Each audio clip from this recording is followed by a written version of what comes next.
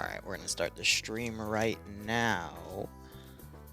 I need to get a new sticky note over for highlights. I'm also trying to get on the server right now. They put Battle Eye back on, which had been off for a while. I can't remember when they put it on for FNF, but that is a-okay. Let me redirect connect to the server, and we'll see how things go today. I've been noticing across every community, actually, that I've been playing with, there's been a dip in numbers. I wonder why. I guess with Reforger pulling people, but it's weird. That's okay. Means our days are numbered. Oh no. All right, round 1 is going to be on Shango. Okay, they changed the mission, so I will have to change the map command as well. That is fine. Green 4 is attacking 2 blue 4 sectors.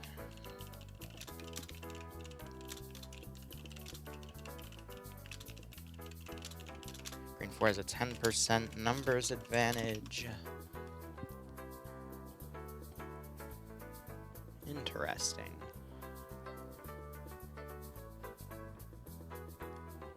Very interesting. Okay.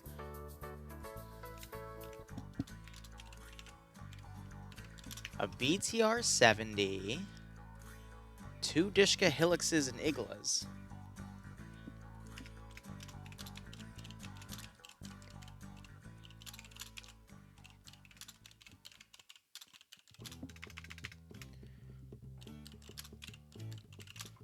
While Blue 4 has... Huh.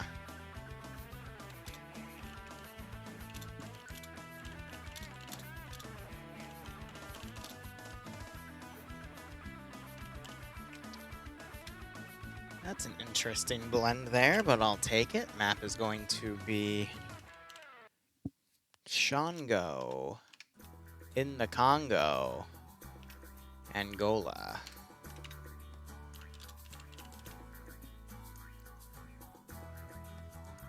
All right. And of course, with me tonight is SL Dream. Dream, how you doing? I see. It was my birthday yesterday. It was your birthday. Happy belated birthday, but I did wish you a happy birthday then as well.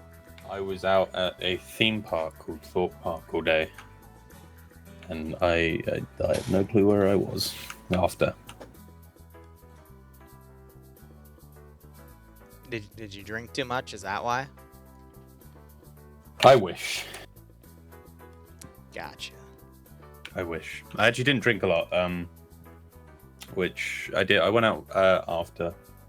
I don't mainly remember because of the very, very fast roller coasters I went on. Gotcha, okay. But you know.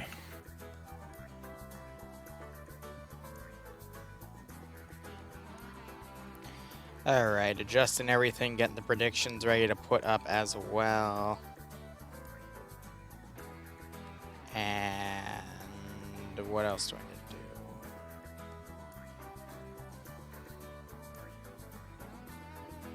But how are you on this fine Friday afternoon for you, evening for me? All right, I'm gonna be doing a lot of streaming tonight. Yes, so we got the EU branch to cover. Before this, I was working on dev work for Pay for Pain. I have to finish that up, which I will do in between the branches. And then we'll stream NA, and then I'm going to be probably streaming some DayZ and letting people troll me as I try to fix my truck and Electro. Nice.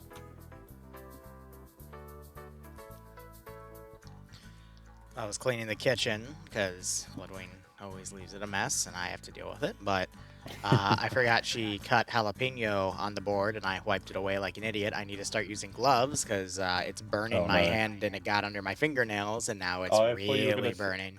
I thought you were going to say you wiped it and then rubbed your eyes or something, and damn. Yeah, I'm not that dumb, thankfully, but yeah, my hand's burning. I was wondering why my hand was burning last night, but I think it's because I never washed it off properly, and I tried just washing my hands, and no, it just made it worse now because under my fingernails are burning now. So whatever. I was like, why is my hand burning? No, it's because I was handling jalapenos, and I thought I was like, you know, immune to that stuff. I usually have a better resilience, but I guess not today. So big ouch. Yao cheese.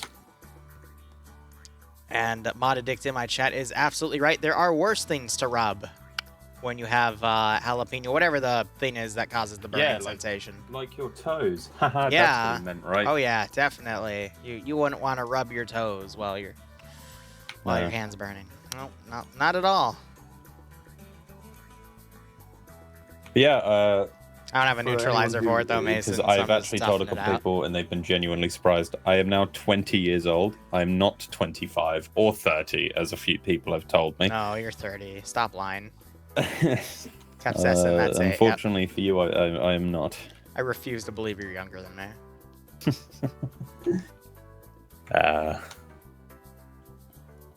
It's okay. You'll go through puberty one day, I'm sure. I wish. Yeah, it was a good birthday. I was out with my friend, and that's good. Well, I'm glad you had fun. I did want to stream, but I got home after I went out, and I was like, okay, You're good. I'm going to bed. You know, birthdays are all about living life, and I believe gift giving is a great way to live life. So when are you gonna give me those $20 you owe me? Well, you see, your gift to me was wiping away my debt. All right. I'll wipe some of it. Guess what, Dream? What? I was charging interest that compounded weekly. So now we're back to $20. Oh, hooray! That's great. Yeah. Nice. I think I mean, you said I didn't get too many gifts. I don't really get gifts anymore. But that's like my choice because it means if I don't get if someone doesn't get me a gift, it means I don't have to get them a gift, and that's my present. Laziness. Real quick, chat. Do you see the caffeine option down there too on top of hydrate? It's a bit more deep than that. I did get gifts, but Yeah. But anyway, my pizza's 6. I'm gonna run downstairs and grab it. You always get a pizza.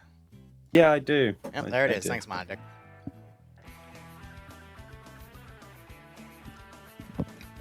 I took the time to make some Korean iced coffee before I started because today's going to be a long day. So we'll see how things go. All right. Otherwise, we'll be covering these 3 rounds. Now, we are back to modern day fighting. So the rounds are probably going to go for the entire time, which means it's probably going to be another 3.5-hour stream. And we will go from there. But regardless, we've got a great day of streaming today. And then tomorrow, we'll have the pay for pain. I'll be finalizing the menu between EU and NA. And then we'll have a Starship Trooper op, and then I think that's it. I might take some more time to either play more DayZ or do some mission dev. So we'll just have to see how things go. And yeah, no, my mind is pretty TV staticky right now. I had a massive headache. Bloodwing helped me fix that. Welcome back. Turn up tonight. Yeah, only down to 80. I have been noticing that across a lot of communities, actually, though. It's been lower turnouts, and I think it's just because of summer travel traffic, to be honest. Yeah. A lot of people going on holiday and such. Yeah. Because 2021 was okay, but 2022 is the year of holidays now because of COVID and all that stuff. So I think a lot of more lifting of mandates and stuff, so people are more free to travel around, and they've been antsy for a while ever since 2020. So I'm not surprised.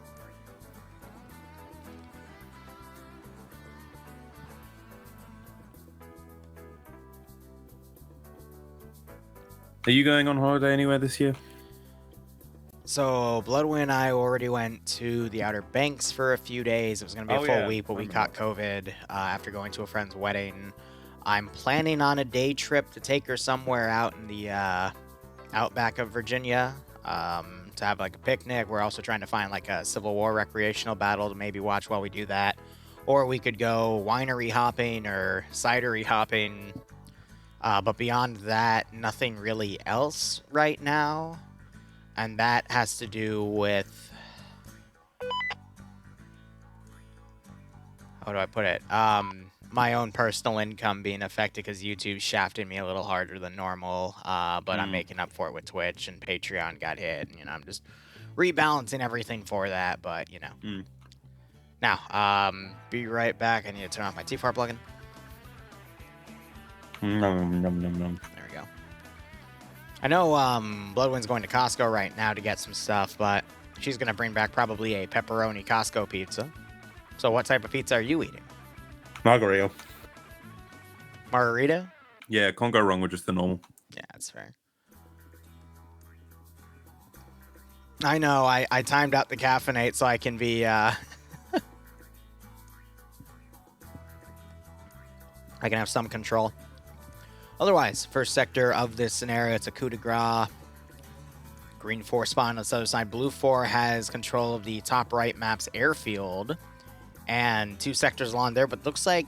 Okay, no, they can teleport into those sectors, but they also have a bunker system between those 2 areas. So we'll see how that goes. Ah, man, but I'm also really happy because I've been slowly starting an outdoor garden. And then looking into ways to convert it to an indoor, which Bloodwind shot down. So now I'm trying to find like a greenhouse system that I can put a heater unit in for the winter. Yeah. My I think it was last year my mum planted a strawberry Nice. plant. How'd it do? We've actually just got the first few through, and they're very nice. Nice. All right, otherwise, round has begun. So you see everyone naked right now as they load in with their kits. But otherwise, let's go ahead and look at the mission info. Do you want to read the brief, Dream, now that we have briefs to read again? Indeed. While he does that, let me put the prediction up. Buoyed on the recent territorial gains in Chongo and the successful defense of a local gendarmerie from a French attack, General Ngwabi and his militia Infor are counterattacking the mob of the French, hoping to oust them from the region and stop their interference in Chongan affairs once and for all. French forces, Blue 4, still licking their wounds from their recent defeats, must rally and defend their airbase from the marauding Chongan militia. 2 buildings, as mission rules, 2 buildings in Swagger have had their stairwells blocked off with clear no entry signage. Do not attempt to enter these buildings. Planes are for decoration only. Do not attempt to enter them either. All right. Game mode is going to be sector control. Blue 4 has 2 sectors to defend. Green 4 is trying to take both of those sectors. Blue 4 defends them via having a unit that is alive and conscious in that AO, but they can't be in a vehicle. If they get knocked unconscious, enter a vehicle, die, or leave that AO, and no one is there, any Green 4 unit that enters that AO will automatically take it. Otherwise, variables for this 50-minute round, 50-minute safe start time, standard for FNF. 1,200 meter view distance, so pretty good there. 100 points for the defenders to build additional fortifications. Do note, though, they can only build those within their safe start area, so they can only further build up Sector 1, Sector 2, or this little base in between. So not sure how useful those are going to be, because you have to remember they're not allowed to block off entryways and whatnot. But they might set up some internal secondary defense lines in here, so we'll just have to see how that goes and what they come up with. Otherwise, no magnified optics nor NVG equipment, so this will probably be the dark lighting will stay constant. If not, it'll probably go into morning. I doubt it'll get darker. Now, Blue 4's medium anti-tank weaponry is going to be 2 rounds of AT per. Probably deal with that PTR-70 on Green 4 side. Meanwhile, Green 4's is going to be Iglas with 1 round per, and then the secondary guy will have an additional round to help deal with that AH-6 Little Bird. So that's quite interesting. Otherwise, Blue 4 uniforms are going to be French Army camo kits by Maz. To do a quick breakdown here, you have platoon lead, platoon sergeant, squad leader, team leader, auto rifleman, assistant, grenadier, IR, which have the hunt IR rounds, little 40mm grenades you fire up in the air that turn into cameras that slowly parachute down that you can use for scouting. Machine gunner, assistant, combat engineer, who have the explosives, mines, yada-da. Light anti-tank, medium anti-tank 1, and assistant, medium anti-tank 2, and assistant. Recon infantry suppressed. Designated marksman, which for the French is going to be, looks like a Scar H. I'll be able to look at the magazine and clarify, but it looks like it has a little box mag back down there, but we'll see. Basically, Scar H has a 7.62x5, 1 NATO sniper on the X-ray kit, and then your crew lead, crewmen, pilots, medics, and then the base kit. Otherwise, the rest of the weaponry for the loadout for the French army is going to be a mix of FAMASs and HK-416s. Glock 17 as a secondary weapon. Machine gunners get a mix of the Mini-Me light machine gun and the FN Mag medium machine gun. Differences of caliber there and magazine size, 200 rounds for the Mini-Me and 100 rounds for the FN Mag. Light anti-tank is going to be 136. Otherwise, recon, the sniper gets CM24. Bolt action, I believe that's a 7.62x5 one. And the suppressed shooters either get a Mark 14 or an MP7 to utilize as a suppressed weapon. Crew and aviation either get a 416 with a 10-inch barrel or an MP5K PDW variant. Otherwise, assets are going to be a single MRZR, probably for recon to drive around, single transport truck, maybe for a counterattack, AH-6 Little Bird equipped with a single M134 pylon with 2,000 rounds, basically to do strafes. That's only 7.62x5.1 NATO, so not really any anti-vehicle capability there, but just something to harass infantry with. And then they also have 2 M2 statics with 4 100-round boxes with tracer built in. So they'll actually be able to aim... How do I word it? With tracer, you can slowly guide what your bullets to what you're trying to shoot at, so it makes it a little easier to aim. Granted, tracers work both ways, and they can easily pinpoint where the turret is at that point, but... it looks like it's the shielded variant down there, so that gives them a little bit more cover on the body and defending the gun, not necessarily the guy's head, though. We also have a bunch of Mirage planes down here for cover, which is quite interesting. Their sim is disabled because it looks like they're muzzle flashing from where their guns are. We've got a Skytrain here as well, and then some other planes here. I'm blanking. C-130s, that's it. Otherwise, finishing up with the roster here for Blue 4. That should be it. Last thing I want to look for is a marksman, so I can confirm it's a Scar H. Yep, so you got the box mag right there that Nemesis has, so it's a pretty effective gun. I'd rather have that than what the sniper has with the M24, personally. Otherwise, breaking down the roster, we have Holton commanding with Saddam as the 2IC, Azuki taking platoon medic, X-Ray being led by Galil, Mutant being the 2IC, Lolo taking the sniper, Olaf being the rifleman in the group or the spotter for Lolo, and then you have Spiky, RP, and Reapers taking the suppressed weapons. Spiky looks like going with the suppressed Mark 14, Reaper going for the suppressed Mark 14 as well. Vagrant leading Alpha, with G-Legs taking a vehicle crewman role. They don't have any vehicles to utilize that with. Maybe that's so they can take the 50 cals and have a crewman on the 50 cal. Otherwise, I don't know why you'd take that role, because you get a worse choice of weaponry, personally. Otherwise, you got Gimboju here with possibly another crewman kit. No, he just has a 416. Okay. You got Waldo, Broken, Puma, Roderick, Daedalus, Swede, Sweeten, Resent My Love. That's adorable. And Dingo all together. Alpha 1. Looks like they merged Alpha 2 with Alpha HQ. That's why, because Alpha 1 has Miss Spear, Fred, and Shy. Charlie 1, I think, has also merged the Charlie element together, because Whiplash and Dobbs have these slashes in their name to indicate they're part of either Charlie 2 or Charlie Actual, respectively. But Azariah up here with Purton, Carbeam, Nemesis, Kiri, Flying Finn, Cullis, Kazuel, Schneider, Dobbs, Whiplash, and Freeman. And then Patriot and Loki are going to be pilot and co-pilot of the AH-6 Little Bird, respectively. Now, let's go ahead and look over at Green Force stuff. We already did the unit breakdown here. I like to scroll all the way down because they don't include the designated marksman rifle, which appears to be an SVD 10-rounder with PSO sights. Otherwise, main weapon of choice for Green 4 is going to be the AKMs and AKSs. So, 7.62 weaponry and a submachine gun, respectively. PMs for the handgun, RPK with 45-round banana mags, and then the PKP for the medium machine gun, respectively there. Light anti-tank is going to be the RPG-26. Recon gets a T-5000, which I believe is a 338 caliber. And then either 45-rounders for AKSs or 20-rounders for an AS Val. Gonna be honest, both of those guns suck. Dream, you can attest to that, right? Wait, which guns are these? The AKS or the AS Val. Oh god, don't. No. Both of them suck. Oh yeah, like, both of them you suck would, a lot. I've seen the AS Val just blunder when it comes to hitting people, and I've seen people use the AKS and they just cannot drop a person to save their life. And it doesn't save, they get shot afterwards, so it's just, I don't know why, but both of these guns just suck in FNF, in all honesty. So... they're going to enjoy that. I don't know, man. It's a pain to see, I'd still take the. I'd still take the AS foul. Yeah. I think that thing just shoots faster. You gotta hit people in the head with those guns, though. Otherwise, Yeah. it just tickles them. But otherwise, Green 4 has 6 transport Helixes, 1 transport Kaz, 2 Dishka Helixes with 50-round boxes, but 9 boxes. So that's 450 rounds. And then the BTR-70 with the KPVT turret, excuse me, and then the PKT. Always a lot of ammo for that. Otherwise, commanding the assault will be Schultz. X-Ray being led by Ash with Banks as the medic, Eric Hiru as the sniper, Tackleberry as the 2IC, and then Wayne and Gazog being the suppressed shooters, both taking the suppressed AKSs with the banana mags. All right, fair.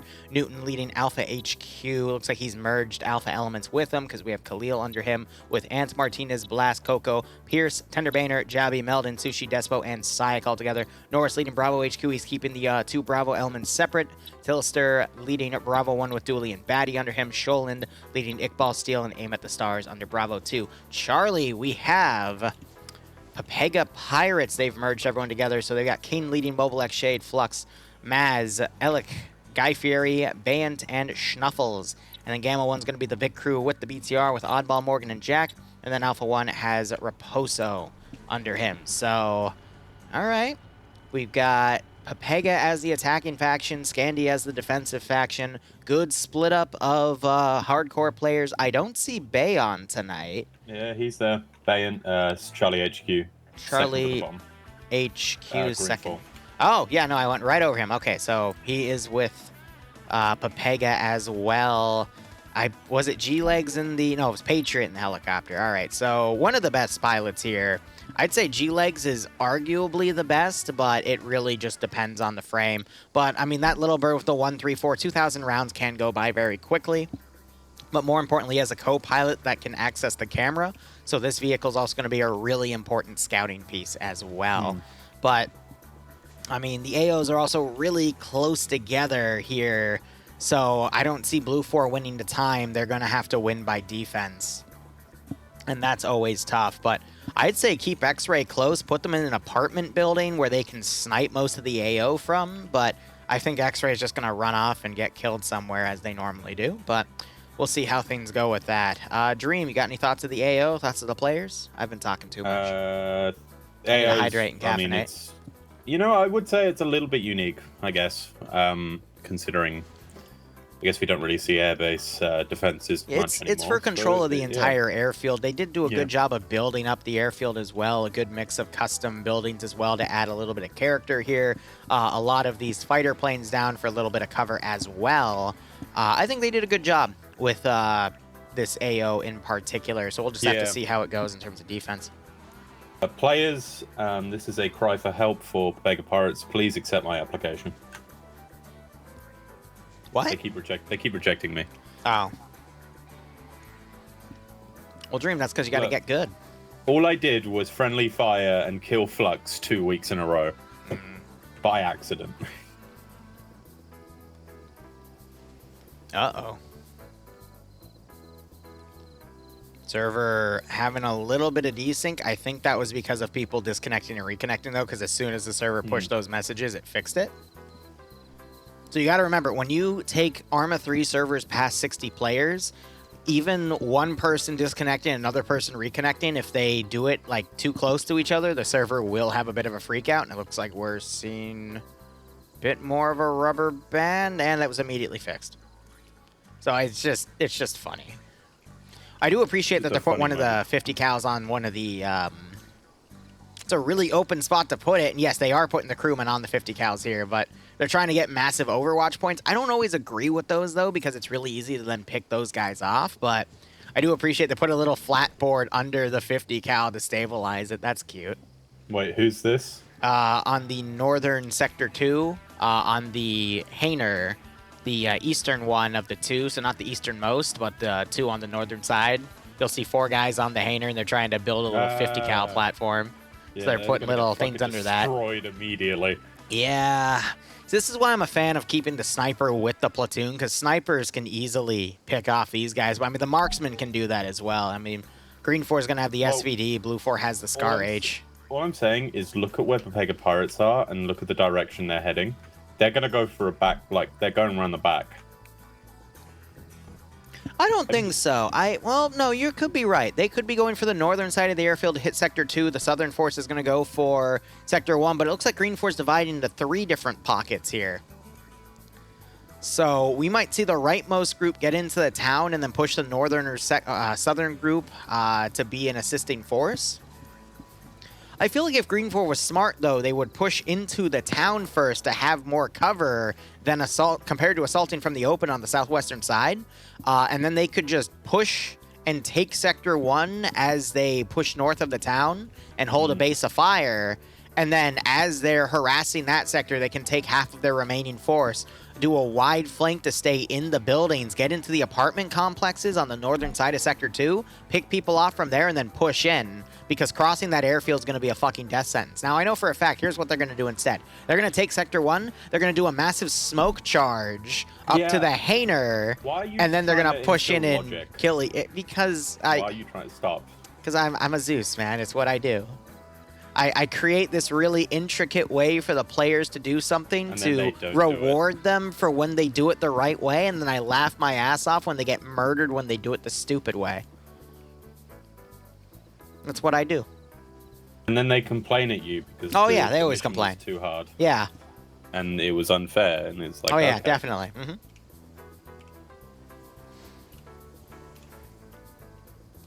Definitely.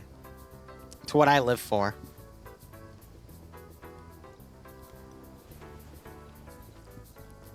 I still can't believe the op I did on Wednesday, and it was a VIP recovery, but the VIP was with some of the players. They picked a really, in retrospect, it was a good idea, but it literally took them the opposite direction of where they needed to go, and the one issue that came up was there were 2 teams of players trying to then move to recover them to bring them back to turn it into like a pseudo-defense op. But because they couldn't communicate, because they were part of 2 different sectors, well, they decided, yeah, let's do this like really like outlandish plan to get to the final position we needed to go instead of, hey, let's regroup with friendlies. So the friendlies ended up chasing the VIP as the VIP took fire and ran into like the brunt of all the militiamen that were following him. Don't tell me someone's already dead. Downed. Dingo is downed. How did he fell off, didn't he? Yep.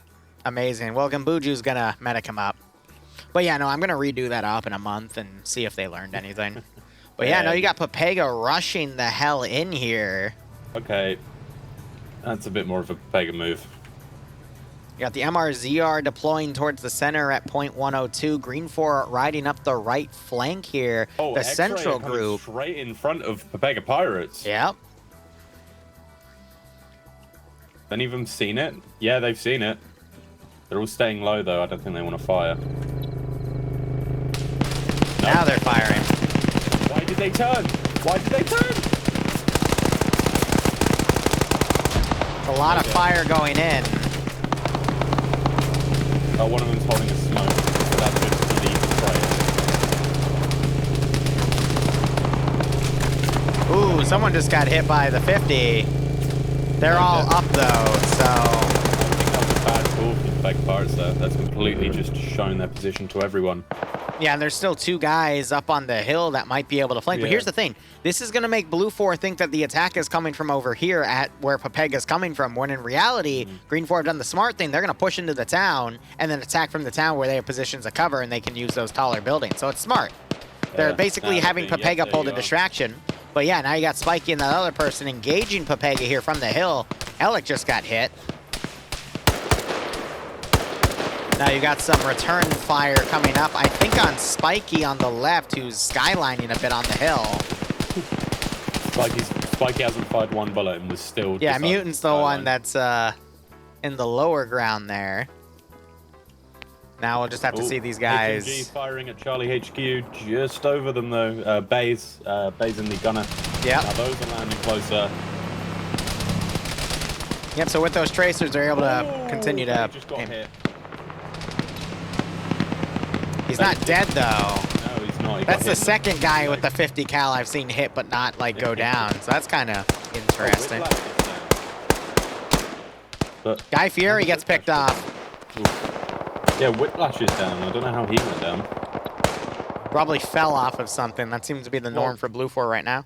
Well, I'm looking next to him, and the only thing he's next to is Hesco's.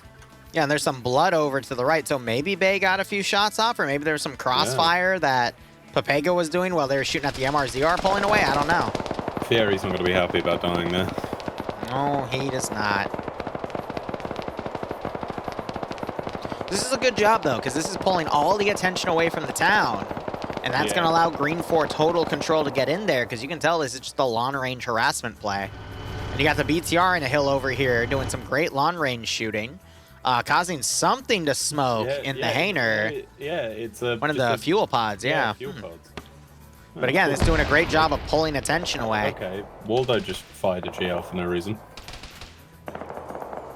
All right, so we have Bayant. He's been deployed solo by the Vic. He's going to go take that hill on his own. Banned. I was about to say, I know people that would get banned for that.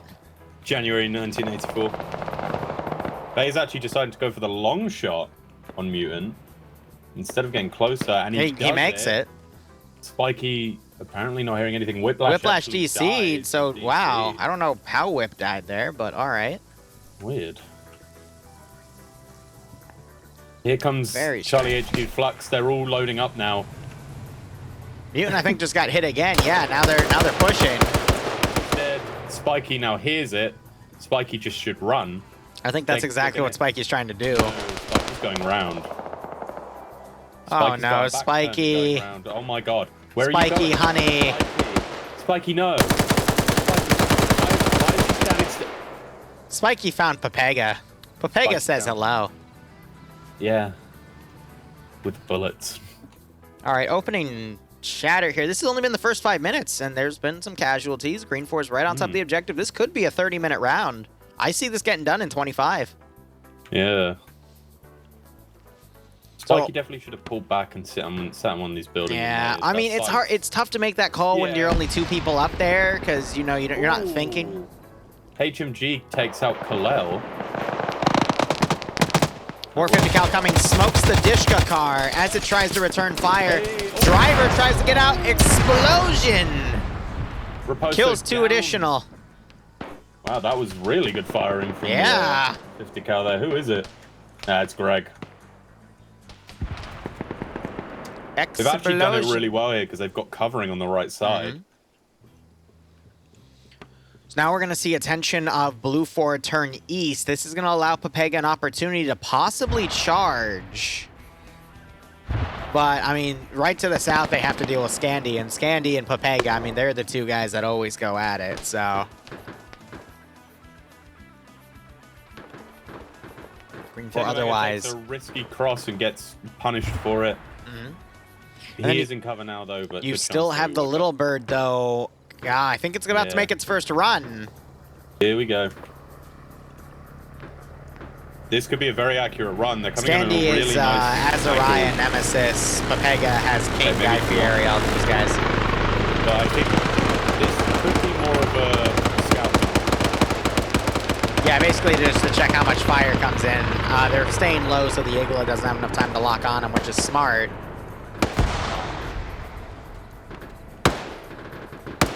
Sushi waking back up after getting knocked out, I think, by a GL. We're seeing some more GL rounds coming in. Khalil woke back up as well. Sushi taking some crossfire from a building.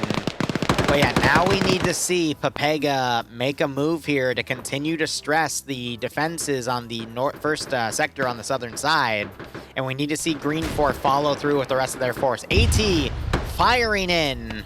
That was an RPG-26. Only hit the outside, though. Ooh. Oliver Daedalus obviously clipped through the hangar and fallen through, and now no one is going to be able to help him. So he is completely relying on waking up at this point. Oh, yeah, I wonder how he did that. He probably, what Puma's doing now, he probably enhanced movement up in the enhanced movement. Yeah. So you got G-Legs doing his best here to fire into the building to pin Javi down, who ran off. Sushi right now is getting some really accurate shots on Greg right now, and he's actually done the door half closed trick. It's really smart to do. If you hold left control and you scroll your mouse wheel, you can it's control space and then mouse wheel, and you can control how much you open that door.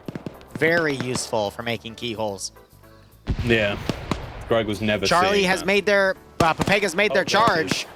Nade's going in. Nade's going in. Oh. Grenade's going out as well. There was a charge thrown. Nades. Minimal damage, though, because it was too far. Other charges getting thrown out as well. Friendly charge that didn't make it over. That actually might have been. Oh! Explosive trap! It killed them all. Liru, it killed them all. Alec wakes back up. Hold on. No, and then he gets double tapped. Yeah, Who made that? Schnuffles, so this is before. Schnuffles threw a charge over. It missed. Bounced back. Killed Mikkel. And then obviously the explosive traps went off. Oh, God. What's the button to toggle your, how much kills you see on their feed? I don't know. Oh, what? To see the entities tab? Yeah, so you see the entities, and when you click on an entity, there's another button that hides the... I don't know. Who are you trying to look at? I just want to see kill counts here, because they're not coming up. So, okay, so for Pega Pirates, Schnuffles is on -1, Mikkel's not on 1, and Flux on 1. I don't think anyone else got killed. Looking at Blue 4, though, Kerry, it was Kerry with those explosive traps. Kerry got 3 kills, 1 vehicle, and 5 tokens. Fucking beautiful. Oh my god. That took out the Let's get up to YouTube, yeah, eventually. Within a snap of their fingers. I have still think this is on 2.5 month side. backlog. I just can't believe that worked so freaking well. He put it right behind a rock too. But it's because it blew up the buildings and man. It's that's it. All right. So yeah, carry on 3 with that and the vehicle kill. I mean, both sides threw explosives at each other, but that one explosive trap, there were 2 satchels here, and just so well placed. Schnuffles did throw one, but he obviously missed time or missed through it, and it just bounced back and killed Mikkel, so that was just not great all around.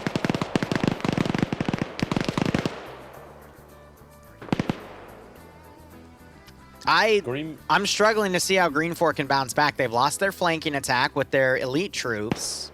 They could still overpower it. The BTR, I'm going to be honest, I don't think a BTR is much of a game changer, especially with Blue 4 with so many Mozes. I mean, if it's used right, it can be huge. We've seen that. But I think Blue 4 has too much AT for it to utilize here. Green 4 is getting too tunnel vision on the northern defenders as they push in as well. I think that's going to slow them down, and they'll just be picked off here and there.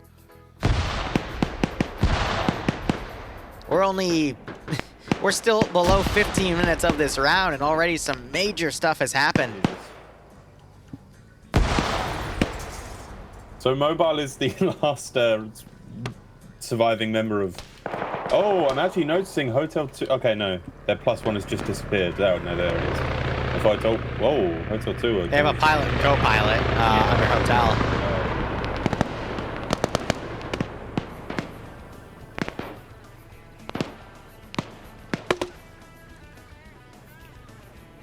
Yeah, Green 4 just have stopped here. They were really hoping for those elite troops to block how would I put it? Pull attention away on Sector 1 so they could continue the charge, but because it was only very minimal, Blue 4's immediately turned their forces around and is now harassing what's going on here. The BTR is now trying to shoot down the Little Bird.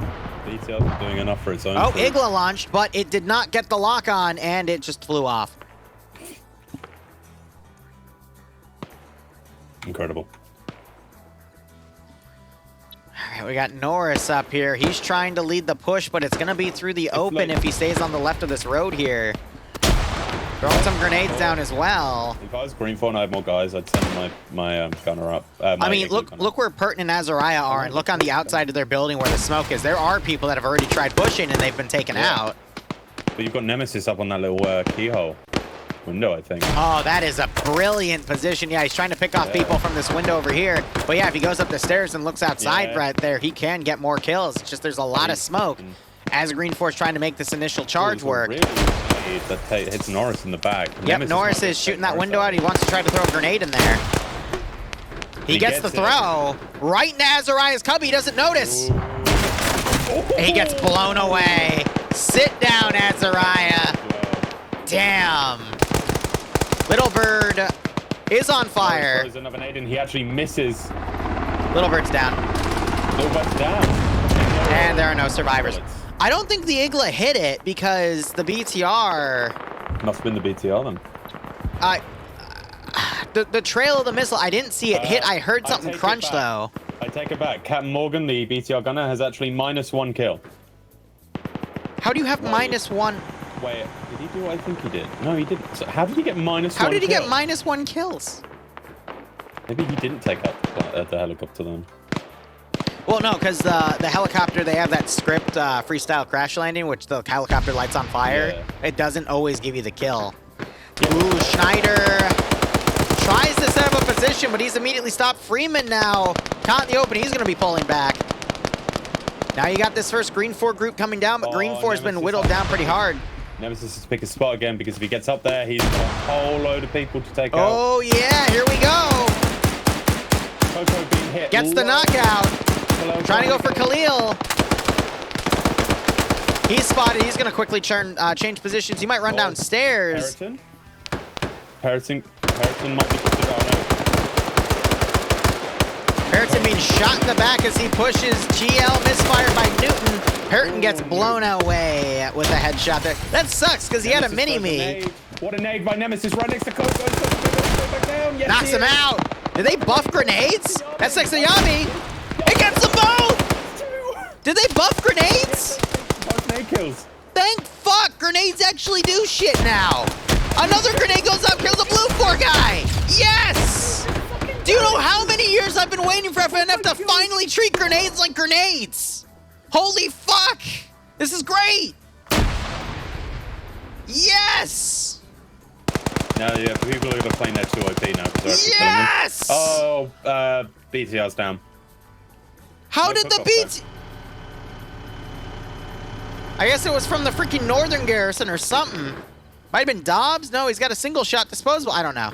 I don't know. Vicks have been blowing up left, right, and center. I'm just happy that grenades are fucking useful finally. I mean, at depth, you'd think it would be like slowly sort of pushing over to Did they just blow themselves up, or did they throw that over here on the left? I don't know. That was weird. It seems Green 4, I don't know, Blue 4. No, I'd say Blue 4 in a much better position now. Because yeah, they've been stopping these assaults that have slowly come in because they've been able to form a solid defensive line. We might see Sector 1 still come under pressure from Morgan and Jack running in. Position. Where's Lolo? X-ray sniper. Oh. Are you fucking kidding me here? That's brilliant. Literally window to window. It's a shame he doesn't have any kills, but I do appreciate that position. I appreciate the attempt. He might actually get some kills here if Newton pokes his head out, because that's where he's looking. I do want to appreciate, though, the fact that they kept X-Ray on the defensive here. Yeah. Nemesis trying to pick off Newton again from that really great window keyhole. I'm going to be honest, Scandi has really stepped up their defense game. An actually, like, balanced defense position that has equally... what, for X-Ray? Yeah, no, for Blue 4. Yeah. And an equally balanced attack point for Green 4. Is this balanced? The B word? The grenades are actually behaving like grenades. Yeah. FNF assets feel balanced. This isn't FNF. This is something different. The world is ending. Welcome to OFCRA on a Friday. Mobile X taking shots as he tried to get on a 50 cal. He is taking fire from Cullis and Finn. Nope, just Finn. All right, Cullis is down there. Newton's going to charge. I think he's going to try to shoot through and get through a window here. I don't think you can do that with this building, though. So he's going to have to either climb the ladder or try to go in from the front. You can get through through the bottom windows, but you have to break them, and that's just going to let him go. What you should do here is another look at that ladder. Why is he not Newton should go up the ladder and take him from the top to the bottom? Well, you're really exposed when you go up a ladder, so I understand why they might not pick that option. Ah, he's killed. Archer, thanks for the 7-month resub, my man. I hope you keep enjoying the operation. So hope you got a nice kick out of this scenario. Well, but yeah, Newton's being shot at by, as you just said, so he's actually going straight. Oh my god! The door versus Nemesis. Oh, Newton had the superior firepower and just destroys him. So the fuel station blew up and killed a Blue 4 guy. I don't know what cooked that off, but that was messy. Captain Morgan, I think, is dead. Yep, Captain Morgan died with -1 kill. Jack is the last one. Yeah, he got, I think, First picked off by position. Finn, who is on a kill. So Jack will see him push this area. I mean, I think there's a decent chance Green 4 won't be able to take Sector 1, but Sector 1's defense has slowly been getting whittled down. They still have a big chunk of guys on the rear, so they could still overpower and take Sector 1. Sector 2 doesn't have a lot of guys, though, either, so this could still swing either way, in all honesty. It's just the number advantage is even right now. It's pure infantry on either side. We're just going to have to see how the Scandi Remnant holds.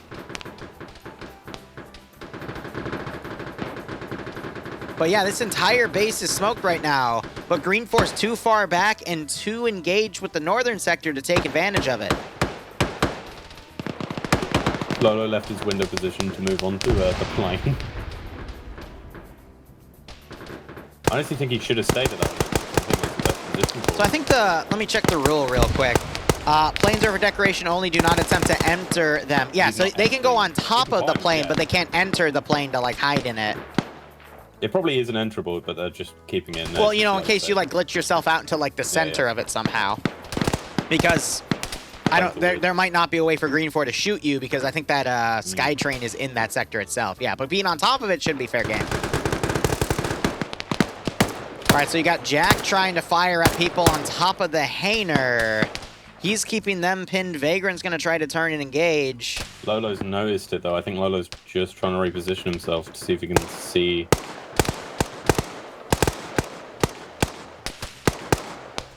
Just a lot of crossfire going on right here. Resent taking shots as he's bandaging.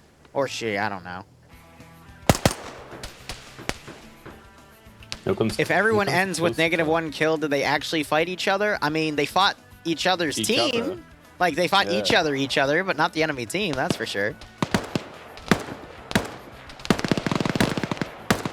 Oh, Jack's been spotted. Yeah, he's been taking some fire here and there, but he's... BTR back up and running. That means they got it repaired, so I assume Green 4 has a guy solo crewing it because one of their crewmen died. It's Dooley, but Dooley's part of Bravo, so he might be the squad engineer. Yeah. Who just decided to repair it.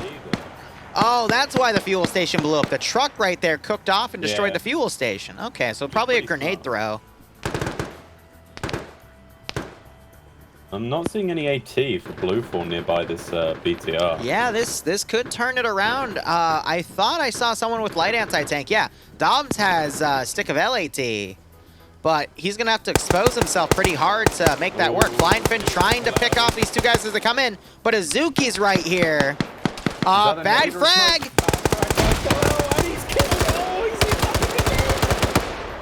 Did they throw that? Kalel threw it. It bounced off the Tesco. So they fragged themselves. Kalel killed himself and Newton, who'd actually been... Probably Green 4's MVP. Where's Khalil? Yeah, he's still at 1 kill there. That's funny. Oh. So bad frag, probably bad frag. Newton, who's been Green 4's MVP, who's got 4 kills at the moment, was killed by Khalil by a bad frag. Beautiful. Jack is still on this flanking position. He's making Blue 4 actually pull out. He's got no kills, but he's wounded them quite a bit. G-Leg now partially in the texture there, now trying to pull away. Oh, that's why they didn't lower these Hainers enough, so they're slightly floating. Yeah. So Resent's also under it. I could see that being abused. So that's on the Mission Maker for not noticing, but Dooley abandoned the BTR. That's a shame, but at least he's moving in now. Dooley is one of, I would say, like, you know, you have your S tier, your A tier, your B tier. I'd say Dooley's A tier. You know, your S tier players like Papega, Scandi, Bay. Me. You'd probably be B tier at best. Great. You're welcome. Thanks. Ooh, grenade thrown right behind Azuki. He is standing. A little too far. He does take damage for it, though, as Azuki tries to push. That one's too far to hurt him. Comes around, knocks out, kills Aim at the Stars as Batty wasn't able to see him through the smoke. So Azuki getting a free kill right there, but you got Tilster coming in. He just got a kill. I think it was Finn. Yeah, it was Finn. So rest of Green 4 is going to flood in, so I think they are going to take Sector 1, but numbers-wise, I don't see them taking Sector 2. I don't know. Look what Carlos has got in this building. Tillis is about to enter into. Yeah, 240 Bravo. He's not going to enter through the door. Oh, Julie might get. Oh no, he's not. He's just out of the way. I'm going to be honest, you never want to enter this building from the top because as you're coming down the stairs, they're going to see your feet. Oh, God. Collis, why weren't you listening to the fucking stairs, you goober? So, here's the thing. When you come in through the top, you people watching the stair will see your feet and will start shooting at you before you can see them and start shooting them. Dobbs, Great kill by Dobbs. Oh, no, that was a friend. Oh, friendly fired. Dobbs! Shoot him! Shoot him! Oh my God. Tillis run out of ammo. Oh. Dobbs has yet to my God. Still alive. What's going on? What are you doing? What?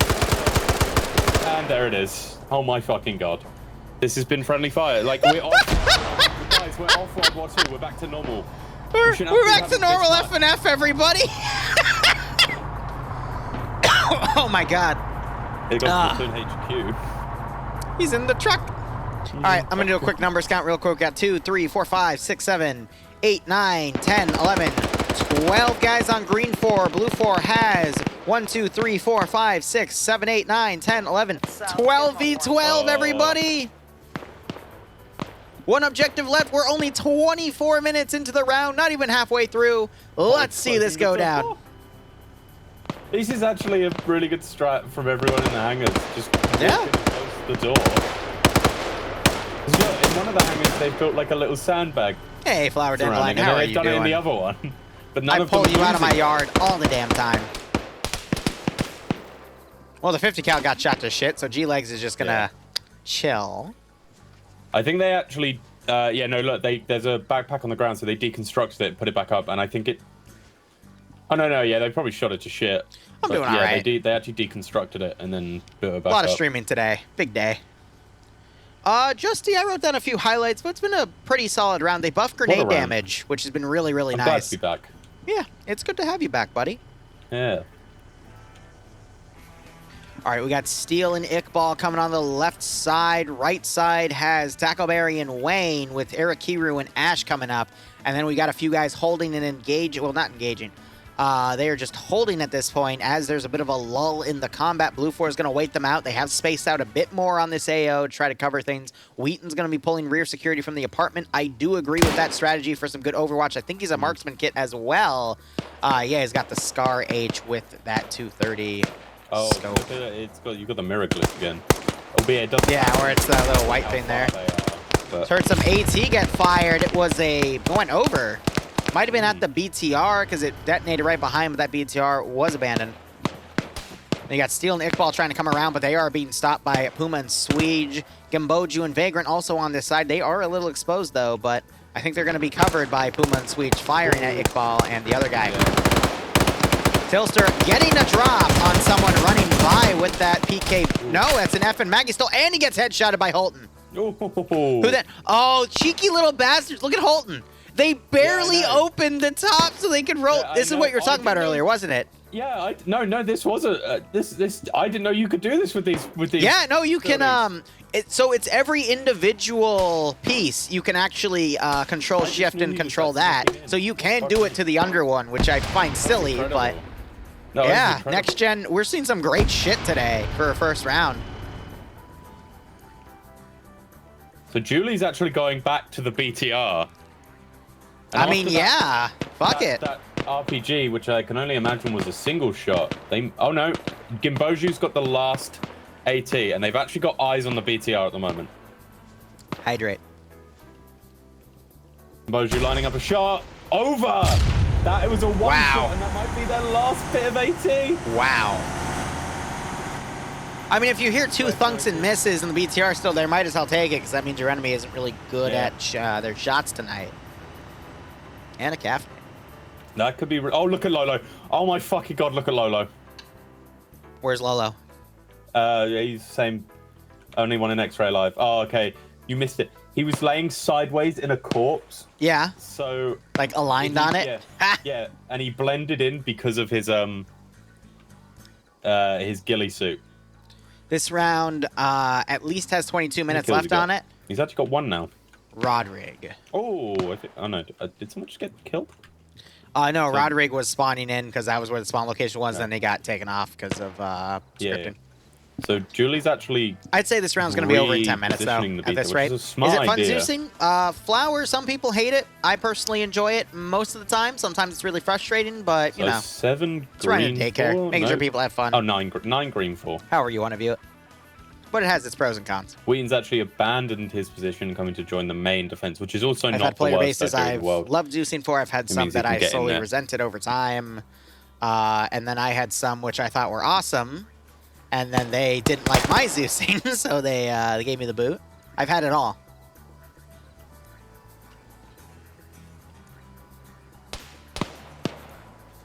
Iqbal and Steel are going to do a massive wide flank on the western side. That could pay dividends, but it's going to take them a hot second to line all that up. So Gazag actually has the sniper. He obviously took it off Eric, who had it originally. Because Eric was actually picked off in his position, which is just not the best thing to do as a sniper. Holton runs out, gets a peek. Gazag, I think, is going to RPG 26, the G-Legs' position. Idea. If he hits it, it might actually get Greg. Because if it's AT, it'll go straight through the sandbag. Oh, maybe not. Maybe I'm wrong. I think you're wrong, because that would, if that was supposed to penetrate, it would have gotten G-legged. That was actually perfect. Feel bad for Gazag there. Oh, and then he's headshotted! Oh my god, I don't feel bad for Gazag anymore. He just fucking nailed him. What a shot. Oh! Huh, I wonder what that explosion was. Let me just stick my head up. There's no head left. Clapped. Hey, if I can't get him with the AT, I'll get him with the snipper rifle. Greg is the only person to get shot by an AT and then continue to peek. Man. Do you know why it's called a snipper rifle? Snipper rifle? Why is it called a snipper rifle? Because you snip their head off with the sniper rifle. Wow, comedic gold, Liru. Comedic gold. Thank you. I'll be here all week. Tackle's actually making the run over, and he's hidden. Horn gets on top and is now firing out X-ray Ash, who was just standing in the middle. Dropped. Yeah, I don't know what you were doing that for, Chief. All resent my love, and Tank's very close at the moment. Ooh, Sweej and Puma spotted Steel and Iqbal as they tried fucking around. Looks like they're going to smoke themselves. Yep, as you said, Resent, he is tracking those footsteps. He's going to wait them out the door. I am calling it now. Oh, are you going to count? No. Oh, wait, where are you going? No. What? Banks doesn't realize, but neither does Resent. What are you thinking? Of course. What? You hear the footsteps in there. Why would you bypass a known enemy? Oh, no. Perfect. Oh, no. Beautiful. Perfect. F and F. Oh. Oh. Oh. What? Oh, what? Is it desyncing for you too? No. No? No. So it's smooth for you? Yeah. Are you having a bad time? I think my connection just got temporarily interrupted there for a hot second. Very good second. Don't know what that was about. The BTR just ran through the middle and Tuckenberry got murdered. Resent just shot Gazag in the back of the head. Rubber banding BTR. But yeah, no, I think that was just my personal connection. That was 2 kills. That was weird. I think kills might be a bit messed up. Because no, someone shot the other guy. Oh yeah, someone else shot Banks. And he didn't kill Gazag. Oh, ground command showdown.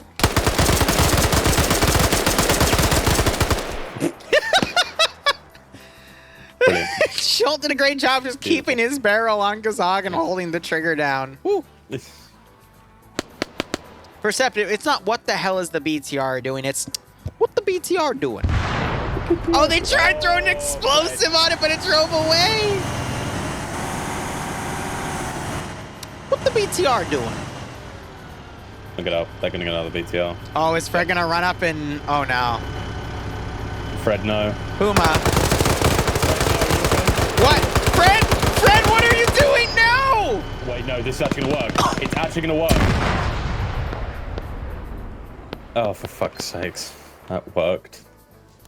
What's he doing? He's throwing more. That's gonna kill Swede. No, Swede, please.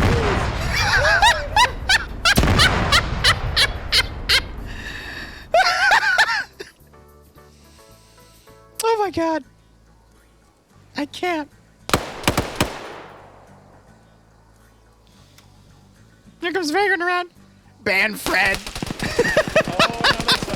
And now they're getting flanked by Iqbal and the other guy that came around. Oh. It's 4v6. Welcome to FNF. Where we gotta make sure everything dies. Indeed. Your connection, all their friends. Oh, man.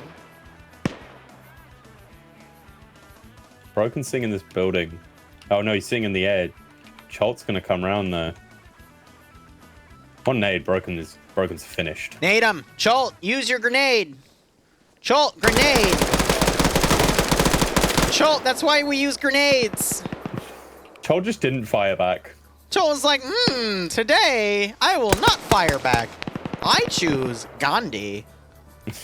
And Gandhi died. Anyway. Gandhi did not choose him. God damn it. Gazog with handgun. Closes the door on himself. And goes upstairs. Steel got picked off. It is up to Iqbal. I can't believe I just watched Fred tactically take out the BTR crew and then tactically take out his own. He tactically took out everyone there. All right, look. When you throw an explosive charge, like Mr. Grenade, it is no longer your friend. Yeah. Shut up, Perceptive. You know, Gazog could still do this. I feel good about Iqbal. He's getting his ass shot by a marksman right now, but he's good. If Wien leaves, which is everything very close to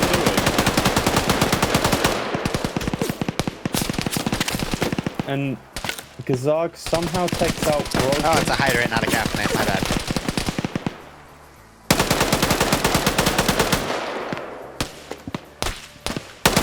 You know, I got to appreciate Iqbal doing this, like, you know, shift left, shift right behind the tree bullshit.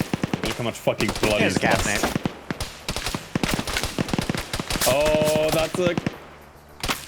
Oh. I'm waiting for him to bandage, poke his head out while he's doing the bandage animation and get shot. Oh, he's made a run for it! Oh, and he's shot! He's shot again! He shot a third time on the BTR! Yes, the KPTV on the BTR does not care about your tree, all right? It will kill you all the same. Banks, here's someone. Gazog's looking around. It's not Banks, it's Broken. Yes, because Broken broke Banks, right. That's how it is. Gazog probably going to swap gun, but he can't find it. Swap gun. It's a FUMAS. A famous. It is all up to Gazug, and he has to kill 1, 2, 3, 4, 5, 6 people.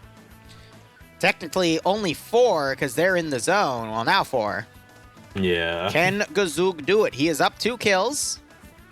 He's got a FUMAS with a GL. He throws a grenade. It's a bait grenade. Throws another grenade. Bait grenades. He's trying to bait. Throws another grenade. Okay, that one didn't really make sense. Throw a grenade. Also didn't make much sense, and it's actually rolled back down. I was kind of half hoping it would like roll down and kill him just so I could have Gimboju. He hears the grenades. And Blue 4 wins. Victory screech. No one deserved to win that. That was a good round. That had a lot of memery. I enjoyed it. Good round. No one deserved to win it. All right, I wrote down 1, 2, 3, 4, 5, 6, 7 highlights out of round 1. We know it's going to be a good round, a freaking night of FNF if I wrote down 7 fucking highlights. how many of them were friendly fires. I think 2. Oh, God. I only got 0 kills. Dang, that's a new record. Whew. All right, let's go ahead and go through intermission real quick. Okay, I am going to play this round. Because I'm going to go join up with... Maz poked me in the middle of that round and said that's why rushes are stupid, because they blew up. I'm going to be honest, though, for the record, the only reason the rush was stupid there is because they got really unlucky with an enemy explosive trap, all right? Yeah. Otherwise, they probably would have done a little bit better. But anyway. Yeah. All right, I'm going to hop down. I will see you when I die or if I live and kill millions. See you when you die, buddy. Shut up. All right. Let's go ahead and start off with our intermission, guys. When I kick off these intermissions, I like to boot up. Why is Twitch not loading? There we go. Oh, God, not my own voice. Please. Please don't. Please don't. No, no, no, no, no. I don't want to listen to myself there. Whew. He sounds dumb, that's why. Anyway, all right, intermission time. Let's go ahead and look. This is going to be United Serrani. Let me go ahead and switch up my maps here. So, difference between the map Serrani and United Serrani is after the Serrani campaign from, I believe, Arma 1 or Arma 2. I forget. I think it's Arma Cold War Assault, where, like, all the buildings in some of the towns have been, like, you know, blown to high hell. So, that is the difference. All right, and this is round 2. Let's go ahead and have a look at what we are going for today. And after I'm done with this, I will pay out the prediction. So just give me a hot second. Green 4 is attacking again. Is attacking 3 blue 4 cache sites. Green 4 has a 10% numbers advantage. What else does Green 4 have? A BTR 70, BTR 82, Vodnik, PKTs. All right.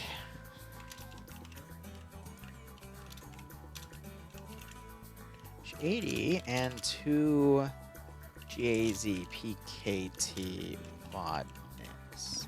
I think it's actually PKT Gaz Vodnik would be the proper terminology. Blue 4 has 2 M1151s and 2 static M2s.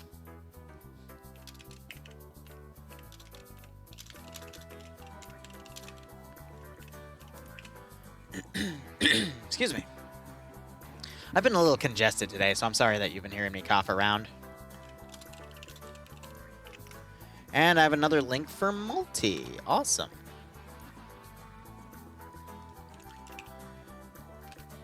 All right, that is done with. Now let me go ahead and pay out the prediction. For everyone that chose Blue 4, congratulations. And if you didn't, chose Green 4, don't fret. We will have 5 more rounds tonight for you to bet on. So here's what I'll say. Flower, I'll do the live numbers right now. So give me 1 second, and I will pull this up. I have to go to my dashboard page on YouTube, and then I have to switch it to the FNF channel, which is Liru Shenanigans.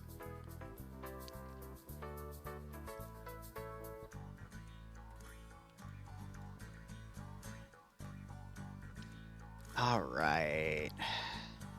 What am I looking for in here? Switch it to visibility drafts. So here's the deal. I have 90 videos in the draft format right now. And all of those drafts are previous videos from, I think back in early May is the current backlog. So it's a 2-month backlog right now. Now, I also haven't cut the last week's edits out. So let me count those real quick. And then OFCRA's edits as well. And I haven't cut out OFCRA's main video and put it on the channel as well, but I have done last week's EU and NA branch. So that's 90. So 91, 92, 93, 94, 95, 96, 97, 98, 99. That's EU's highlights. And then here's last week's NA's. 100, 101, 102, 103, 104, 105, 106. Here's OFCRA's. 107, 108, 109, 110, 111, 112. And then, so I'm not even going to count the highlights I've just taken now. So 112 divided by 2, because I upload 2 videos a day, would be 66, I believe.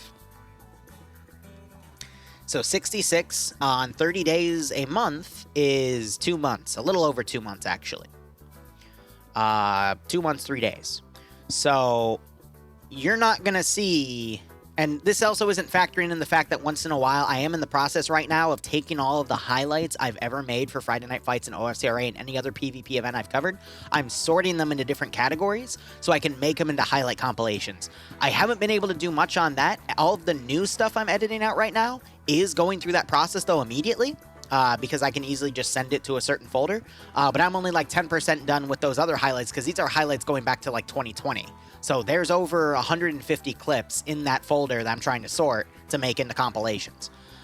So once that finishes, I'll probably focus on it next week a bit more and get that done. I'm going to try to get 1 or 2 highlight compilations out every week. But that alone is probably going to be another 20 to 30 videos because of the amount of content I have there. So there's a big front log is what I'm trying to say. Because sometimes I have weeks where I don't have really any highlights to cut out, and then I just have the regular upload, so I have a deficit.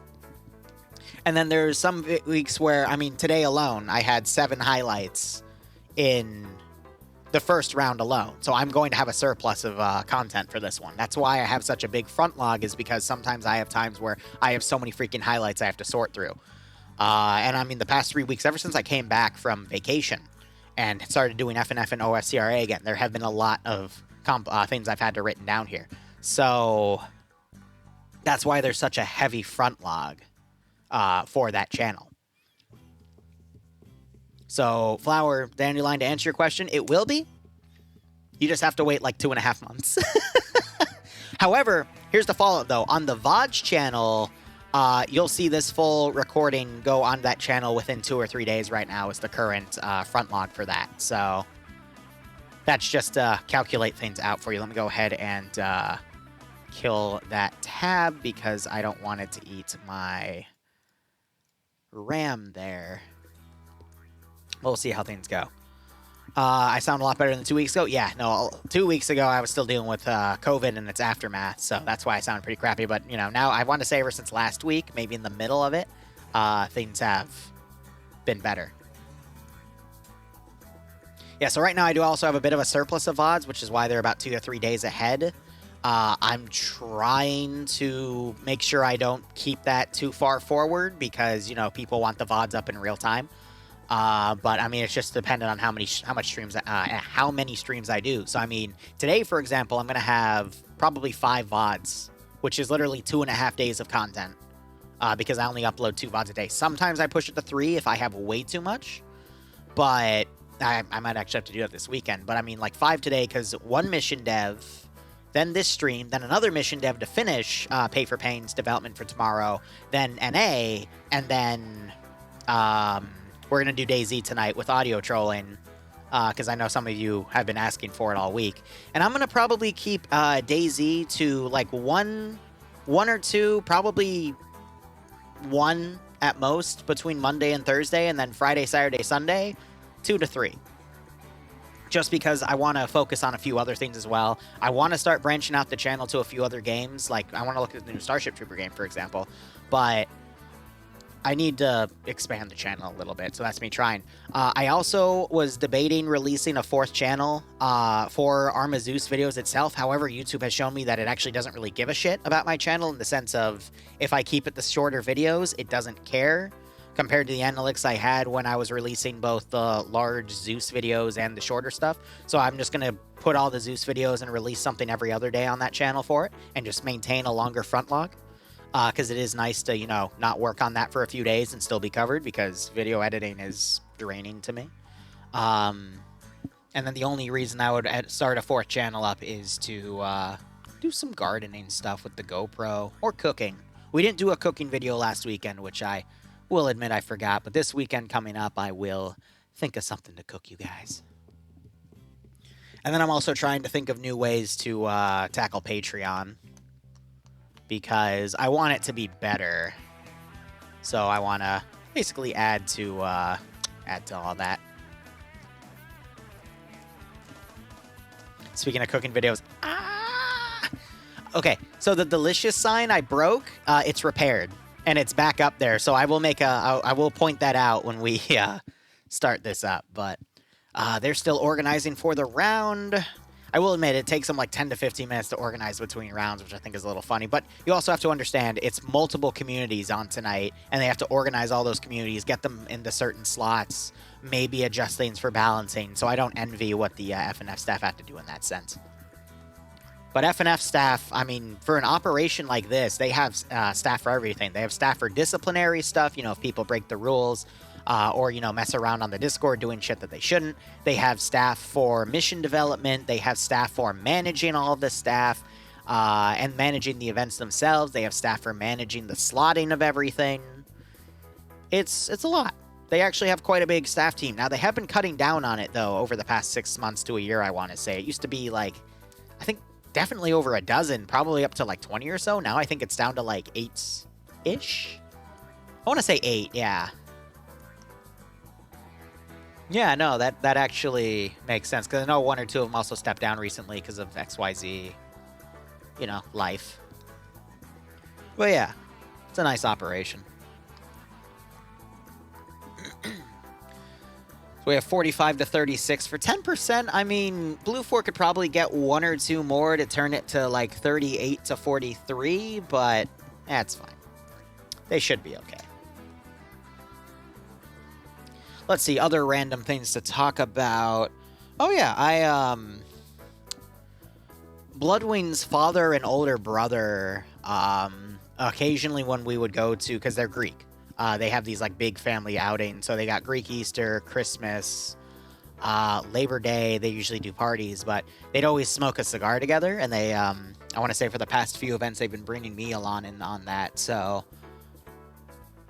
I'm not really a smoker myself. I don't touch cigarettes, but I have this massive scar in my left lung from when I had pneumonia. But I thought the cigars were cool, so I got a box and a starter kit for a good deal from a site.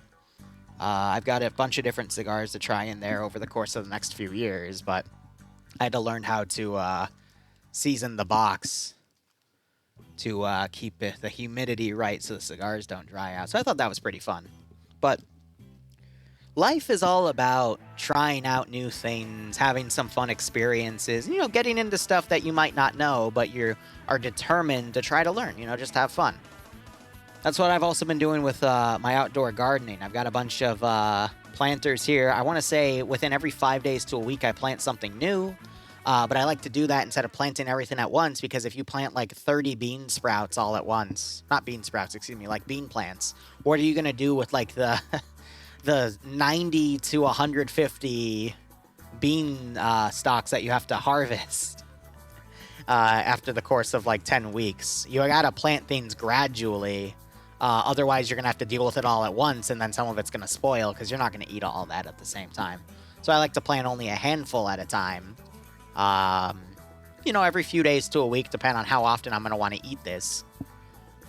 And go from there. But we're also looking at ways, because we're in Northern Virginia, so it can get a little cold in the winter, but how to do a greenhouse-style kit to potentially grow things in the winter and, you know, have an outdoor heater of some sort. Trying to learn to play the guitar. Nice, Flower. I'm going to be honest, I used to be a really good piano player back in the day, but that was because my parents forced me to practice every day. And then once I realized that they didn't care anymore because I was doing other stuff that they were appeased with, I dropped it immediately. But I would play at recitals. I have a trophy somewhere for something. I don't even really remember it because that was when I was younger, but they had me play Peanuts songs all the time. Their favorite one for me to play was Linus and Lucy, but God, I'd have to jump my damn hands all around. But I do appreciate a good piano song, or a good pianist. But geez, I went from, like, what, piano to tennis to saber fencing. Saber fencing was my favorite. Oh my God, I went to international competitions with that baby. That was fun. Because I was a very angry and angsty teenager, and that's how I got my anger out. And if I had an opponent that would hit me hard enough to hurt me, that's what kept me going. I'd get angry. But yeah, I kind of fell out of favor that after I moved to college because the fencing team they had, I went once and I fenced Send and everyone go there and team I absolutely 6. kicked everyone's Yeah. ass. But I was the only one that like came in with a bag of equipment with electronic gear to hook myself up. I had 3 sabers and I was just testing them all. And literally like they were all staring at me like, what the fuck are you doing? Like, dude. And then one by one, I just murdered them all. But anyway, let's get on to the operation here. Falcon Labs, thanks for the 17-month resub. I hope you keep enjoying the operations. Hope you get a nice kick out of this scenario. But let me also tab out real quick and put the prediction up because I forgot again. Oh, someone already put it up for me. I appreciate it, whoever did that. Thank you. If it wasn't Don, it might have been Modaddict, but either way, always appreciate my mods. They put up with a lot of shit, and we also have a funny laugh. Oh, I need to message. Hey, Don. I need to message. I'm going to put this in mod chat. I figured out why the AndyT90 channel got removed and why we got a Discord strike after talking to a friend who had who has a friend that works in Discord, because I had them pull the name and the email of the person that made the complaint that got through, and I find it so fucking funny and so fucking petty. But I don't want to talk about it publicly because I don't want to piss these people off because, spoiler alert, they were the same people that DDoSed me for 9 weeks. Anyway, let's get on with the round here. Background. Researchers from some unknown organization set up a Camp White near Corazal, while mercenaries hired by them to occupy the nearby Camp Fortress and Camp Green. This creates unknown tension. So Despo English isn't his first language, so bear with me here. Tension between the local population, which, with support from an unknown source, arms themselves and tries to drive off the researchers. Area of operations: bushes and a city and hills. Mission rules, no specific mission rules. Game mode is going to be cache destruction. Green Force trying to blow up 3 caches under Blue Force favor. These caches, they can be destroyed by rifle fire, grenade spam, but I would never recommend you do grenade spam. Explosive specialist, single shot AT, you name it. 50 cal mag dumping also works really well, but that is it. Game rules, standard 15-minute safe start time to organize, 15-minute round to play, 1,150 meters of render distance, no magnified optics, nor NVG equipment, 150 build points for the defenders to utilize within their spawn zones. Medium anti-tank for Blue 4 is going to be the Maz with 2 AT rounds, and for Green 4, they have 2 AT rounds and a single HE round, which is quite nice to use against groups because we did notice last round they buffed grenade damage, so now grenades actually behave properly. I'm really curious to see what HE rounds are going to do against infantry. They're probably going to be insta-kills. I would love to see a well-placed HE rocket in a building filled with enemies and just blow them all away. I'd love to see it. Hope we see it tonight. Otherwise, Blue 4 uniforms are going to be the Philippine Naval Special Operations Command Tiger Stripe. All right. I appreciate Maz going extra here for everything. Anyway, let me give a quick breakdown of the roster. You got your platoon leader, platoon sergeant, squad leader, team leader, auto rifleman assistant, grenadier, IR, GRIR have the infrared hunt IR rounds. I always call them infrared because that's the abbreviation for IR. It's not infrared. But basically, Hunt IR is a 40mm grenade you fire in the air. Gives a little parachute. It's essentially a camera, your little eye in the sky that you can then connect to and use as reconnaissance, which is quite nice. You have your machine gunner assistant. Difference between auto rifleman and machine gun, I'll get into that in a second. Combat engineer, the guys that throw explosives or plant mines. Light anti-tank, medium anti-tank 1 an assistant, medium anti-tank 2 an assistant. Recon infantry sniper, basically suppressed shooters, and then the sniper of the group.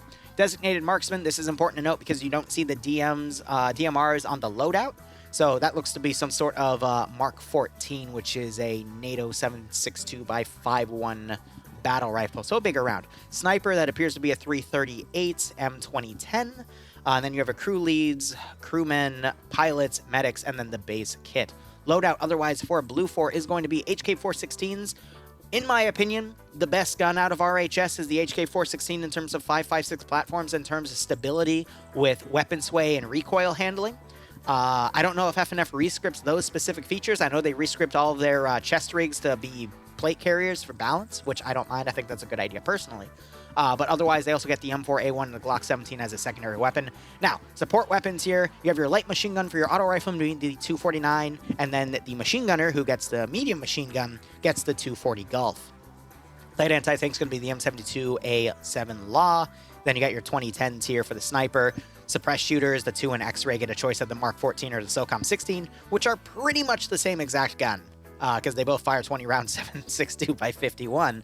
And then you have an MP7 or an M4A1 for crew and aviation to take. Otherwise, nothing in crew served weapons assets. You have 2 M2 Humvees and then 2 static M2 machine guns. Going over to look at blue 4, you've got Tender Banner Commandant with Mattifine as the 2, actually no, Platoon Medic, my bad, that's a medic symbol there. Dream leading X-Ray, he is going to co-cast after he dies.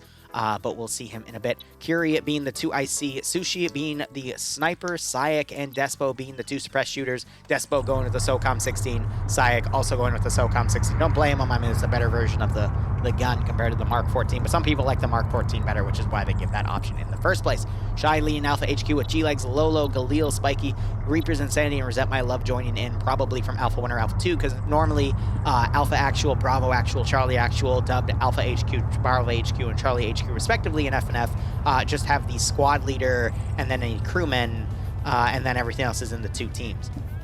Otherwise, for example, Bravo 1 doesn't have a Bravo Actual here, so it's just going to be 2 teams working together with Patriot and Olaf in Bravo 1, Wheaton leading Bravo 2 with Mutant, Fred, and Steve together.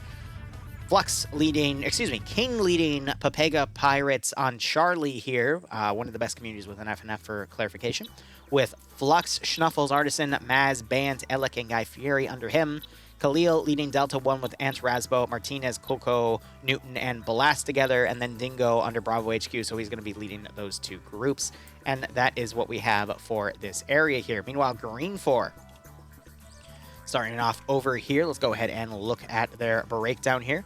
Uniform, in case I couldn't fucking read, is the 2000s post-Yugoslavia insurgent random camouflage. Great! All right, I already did the breakdowns here. I want to scroll down all the way so I can see the designated marksman. I'm assuming it's going to be an SVD. No, it's an M76, which is also a 10-round, more AK-looking marksman rifle with 7.62 x 5.4. Otherwise, loadouts here, we're going to have AK-74s and 7.4Us as a submachine gun, TT-33 as the secondary, PKM and an FN mag. Both are medium machine guns, but some groups do get a double in the medium machine gun department, so both are 100 round. The PKM is by 5.4, FN mag is by 5.1, but again, big calibers there. Otherwise, RBR M80, which used to be a piece of shit, but RHS updated it, and now it actually behaves like a light anti-tank weapon. It used to be like you would just fire a grenade at an enemy tank and it wouldn't do shit. Now it actually does a little bit of damage. But Recon, they got the M24 bolt action, which I had never understood why they give M24s out, because they're just 7.62 x 5.1. So not the best caliber for a sniper to use, but I get why they picked it anyway. Otherwise, their suppressed shooters get the choice of the Jungle Grease gun, which is suppressed, or a Mark 14 suppressed. Oh, baby. And of course, one of the toughest decisions, not the toughest, because there's an N in there, but crew and aviation can either get the AKS or the AKS. It's a tough decision. But the toughest one is when they're both the same exact gun, which some of these loadouts do have, and I find it really funny. But otherwise, nothing on crew served weapons. They get 4 transport Vodniks, 1 BTR-80, 1 BTR-70, and 2 Vodniks with BKTs, 1 facing front, 1 facing rear. Now, love me, Goat Daddy, for I love you. It is true. Nimia, thanks for the 29 resub, babe. I hope you keep enjoying the operations, and I hope you get a nice kick out of this scenario. I'm surprised not to see you with Scandy tonight. Hope everything is going okay with you. But as I was saying, guys, really important to note here, these are all amphibious vehicles. So, Green 4 isn't restricted by crossing right here. They could just cross right here and go in, or they can cross all the way to the south and do a nice outflank. And we have seen some amphibious plays being done within FNF over the past few months, and it has made a crucial difference.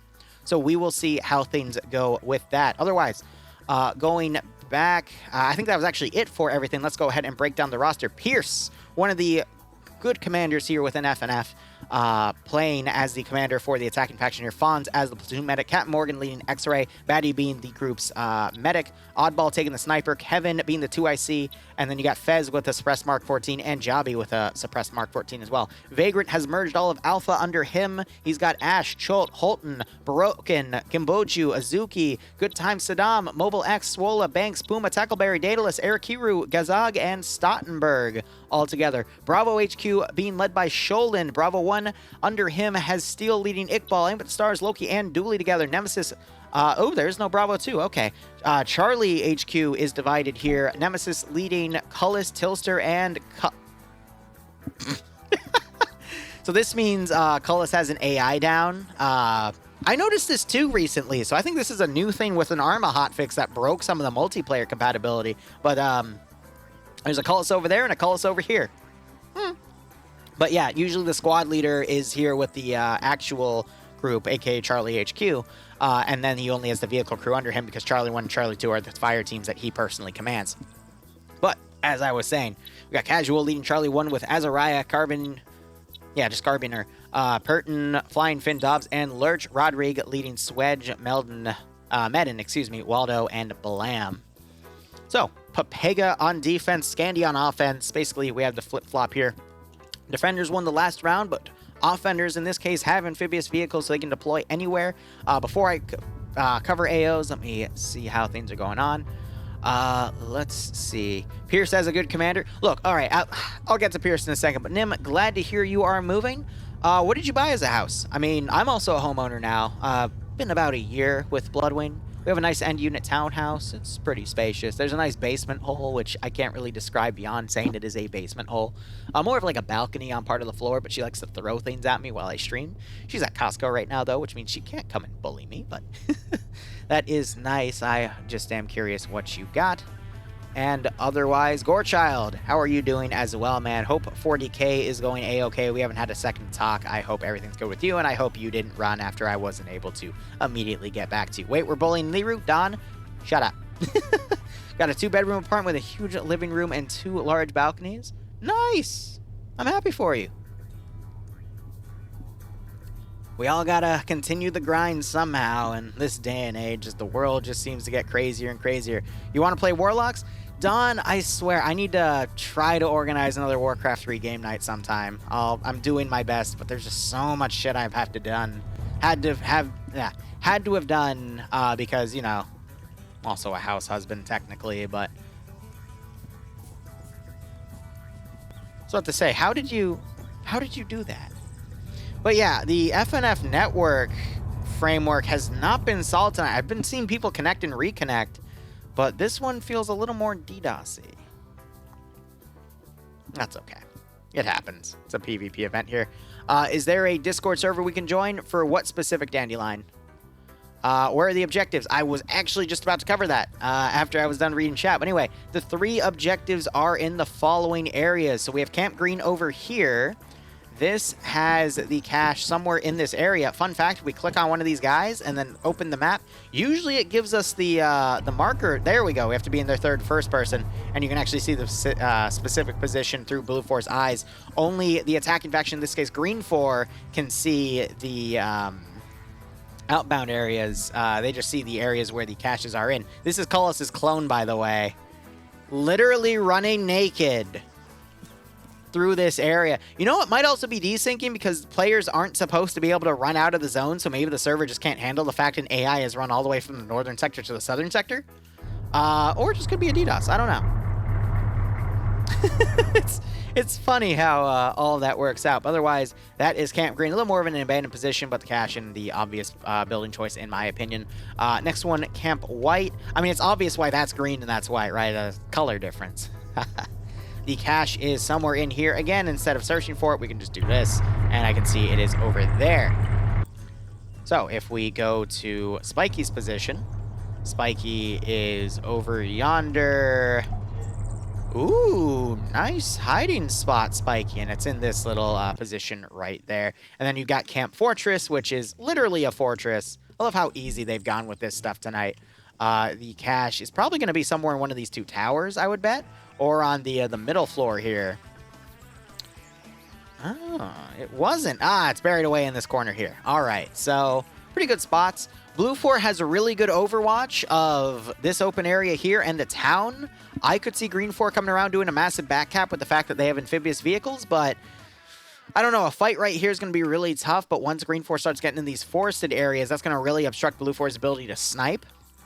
But we still have a few open areas right here they can utilize, but at that point, Green 4 can use smoke grenades to advance. I'd imagine Green 4's first objective is going to be this area, because when you control here, you can have really good eyes on the other two sectors. Whereas if Green 4 goes for the other two, then they're probably going to, you know, get constantly harassed by this one position. Mission has started, but otherwise that's pretty much what I would go for in these senses here. You just move so things will slow down a bit? Yeah, a lot of people I know have been moving around over these past few months, so I hope everyone's doing A-okay. Flowers, if you do !Discord, you can get a link to my Discord through there. There's a few other communities I work with that you can access if you get an ARMA tag, which is automated. If you want an MCO tag, you can request one. Next MCO I'm working on, by the way. I'll probably stream a development for that one sometime, either this weekend or sometime on a weekday. But again, there's a lot of stuff I've been working on, and I'm finally starting to get through. By the way, the Among Us operation, that's going to be next Sunday. It's ready. It is utter bullshit, and I hate it, and it's ready. So Green 4 doing a massive wide flank around, which to me says they're going to ride the southern... Oh, God. See, the problem with that is it's right on top of an objective, so they're going to be spotted immediately. If they rode the northern side, it would be better, but this is going to be a weird one. This is going to be a weird one. Predict Green 4 will win so they have a greater chance of winning? So that we... Oh, right, because, yeah, when I say the side's going to win, usually the opposite side wins. I'm going to be honest, based off of this tactic, I think Blue 4 is going to win, because if Green 4 assaults from this area right where Blue 4 can have their 50s set up and their M2s, it's going to be brutal. It's going to be very, very brutal. You're right. Okay, yeah, I forgot to mention this. So Pierce is a wild card when it comes to commanding, guys, because he comes up with some of the most outlandish fucking plans I have ever seen. Not just in Arma 3 PvP, but in general. In all of Arma that I've done, all right? And they have a very low success rate. I want to say 1 in 4 to 1 in 5. But the 1 in 4 or 1 in 5 that actually win... He just somehow dominates, and it's the weirdest fucking thing. Right off the bat, 50 cal fires and knocks out a Green 4 guy. That is casual knocked out, and there's a kill. So yeah, Green 4 in this massive open area here with no cover. Blue 4 having multiple 50 cals. This is not going to go well. This is not going to go well. AT coming in, disabling the BTR-70. Oh, fuck. BTR-80 still up. Why is Green 4 attacking from the open field? Oh, man. Well, Green 4's getting some licks in, though. You got one guy unconscious. Did he fall off the wall, or did he actually get shot? I'm going to bet he fell. From this range, I feel like he fell. Oh, boy. Oh, fucking boy. And we still have the prediction going. Remember, just to my mods, make sure you don't put it more than 15 minutes. I think you set it to 20 on accident, because then you get the first 5 minutes, and the first 5 minutes are a fucking bloodshed when it comes to this. What the hell are they doing in the middle of a field? You know, getting shot is a pretty good answer there. Can someone give me a caffeinate command? Because I'm going to caffeinate right now. Yep. So for those of you that have watched FNF for a while, I think some of you know Pierce is a wild card. Thanks, Phobia. And today is the day where Pierce has decided that it's equatorial hell time. Hydrate too, you got it.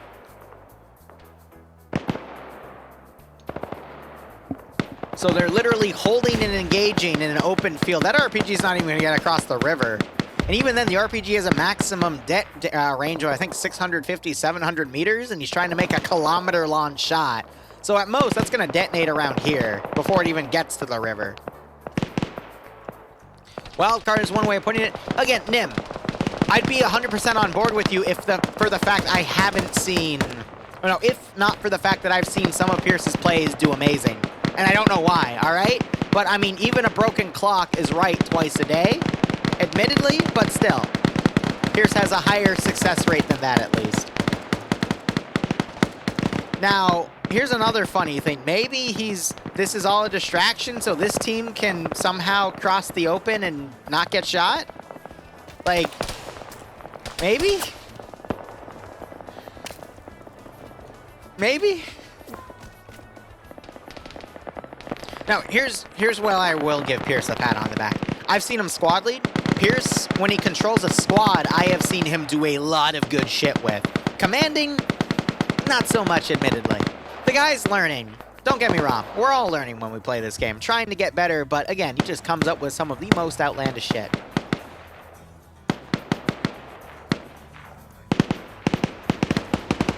Don't worry, getting 30% of our forces was an intentional feint, you fucker. You're right, guys. This is just a feint. All right, Green 4 is going to then re-attack from the main town, but then that's going to be a feint too. And then they're going to pull around and cross this area and attack from the north, but guess what? It's going to be another feint. Jesus Christ.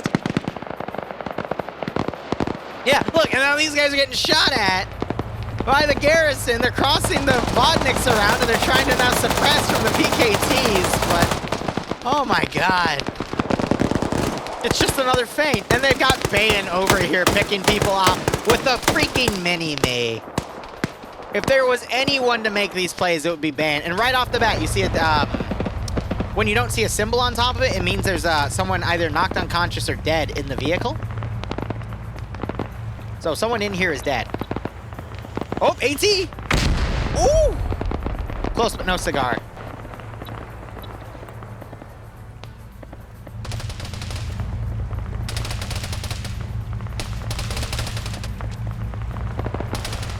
Oh, man.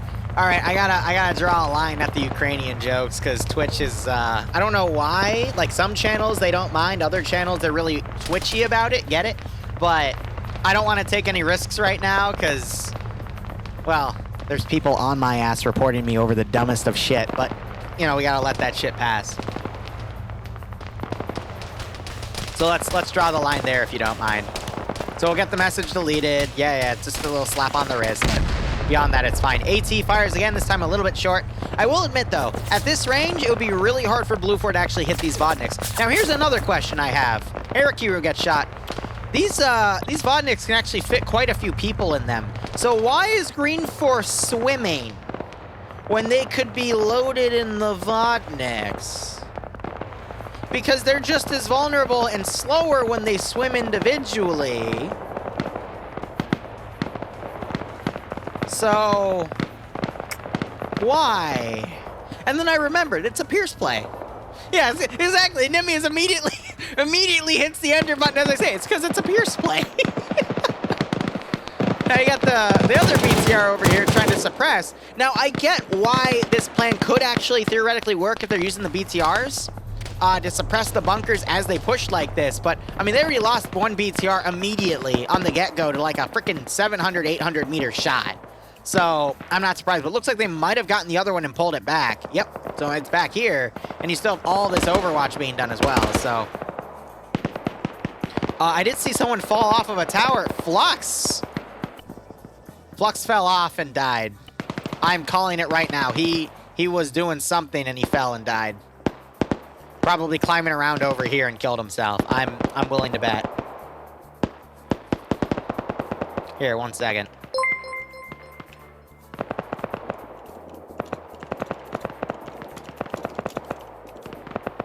I'm asking him.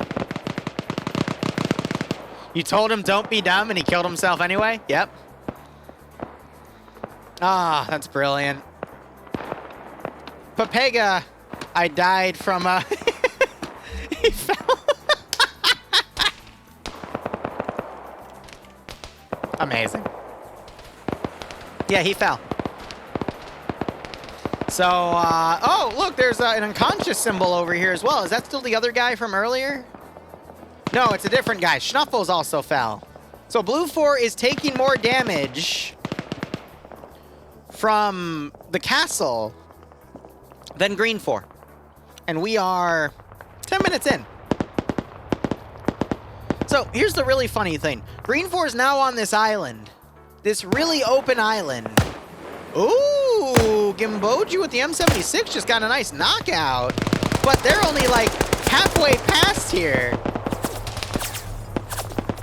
You're being violated by your girlfriend? You're too ticklish? Yeah. Thankfully, I'm not ticklish, so I don't have to deal with that. Except my feet is my only weakness, but that's besides the point. Bloodwing knows how to get me, but we've been together for over 9 years, so it would be expected at this point. Osha's no laughing matter. Yeah. Flux ain't laughing. He's fucking dead, dude.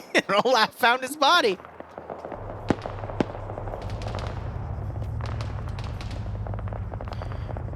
You got COVID? I'm sorry to hear that, man.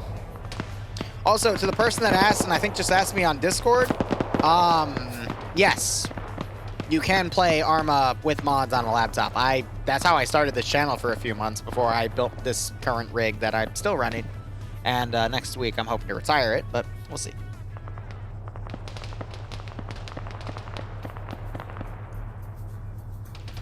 One second.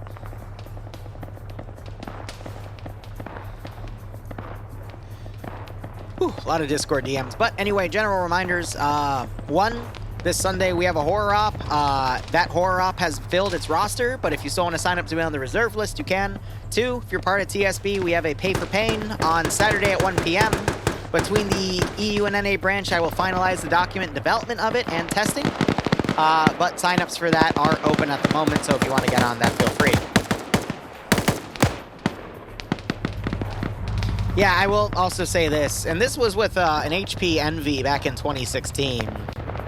And I bought that laptop in 2015. I could not get more than 30 frames. Usually I would run it at 20, so it will be laggy. But manageable. And yeah, at this point, this is pretty much a shooting gallery. I don't really see how Green 4 is going to be able to push back in. Oh, they just shot the gunner! Out of the 50 cal, that was Lolo. He's now dead. But yeah, I'd imagine Blue 4 marksmen are going to be the ones capitalizing on this position. Ooh, they're getting out me Maz. Hand's gotten 2 kills, probably from when he picked off a BTR earlier. He's gonna. What the hell happened to his legs? What? What? Oh, bro. What happened to your legs?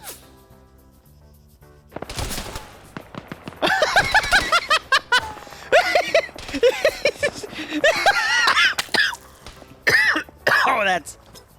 Oh, immediately the smoke grenades go out. Why are you metagaming him in the open? Oh my god. Hey, he's back up. Jesus Christ. Yeah, they moved the Vic over here.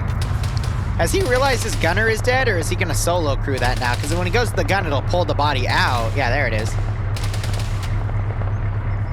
Hello? G-Leg? Hello? G-Leg, that's not how you use a 50 cal, buddy. That is not how you use a 50 cal, my friend. You good? You good, buddy?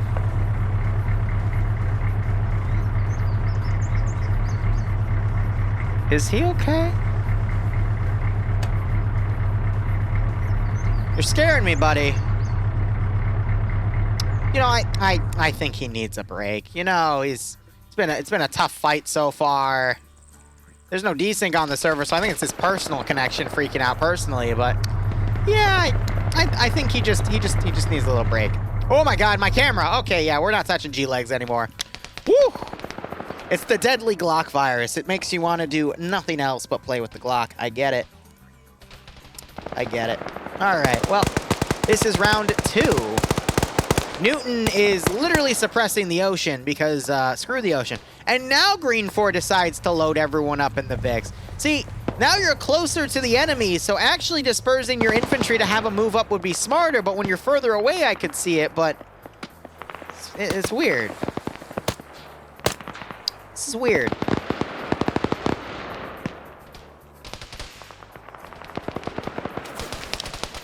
See, this M2 would actually tear those Vics apart. Oh, I hear a 50 cal firing from up there. All right, let's track numbers. That's at +5 and that's at +6. Let's let the 50 cal unload for a little bit. And let's see how much ammo they get. Raposo just got hit. Yeah, he's gonna panic and immediately get off of it. Ooh! Here comes the AT.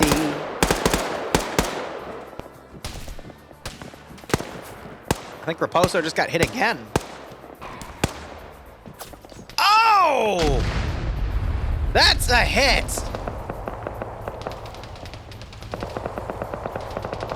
He sunk my battleship. And sunk a dude. Oh, he's fish food now.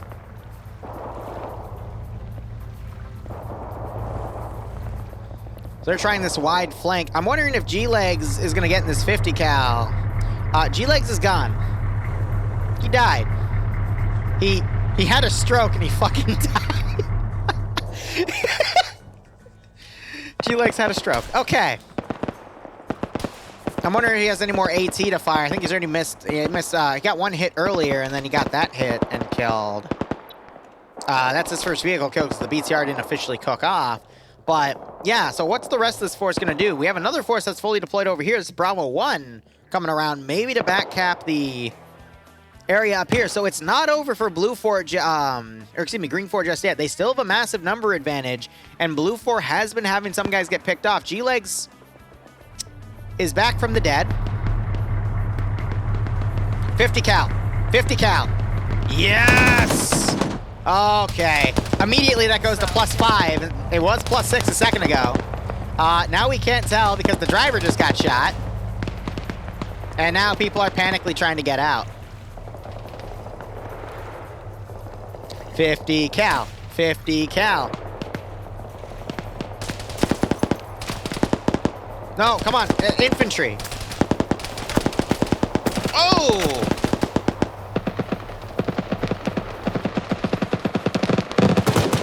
And Daddy BTR is quite angry.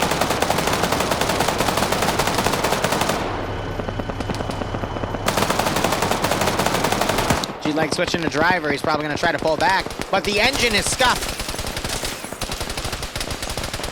So he hides in the driver's seat. Oh, and there's the KPTV firing, and G-Legs is knocked out. What a brutal crossing this has been. Ooh, M76 floating in the water. What is your wisdom? I don't know.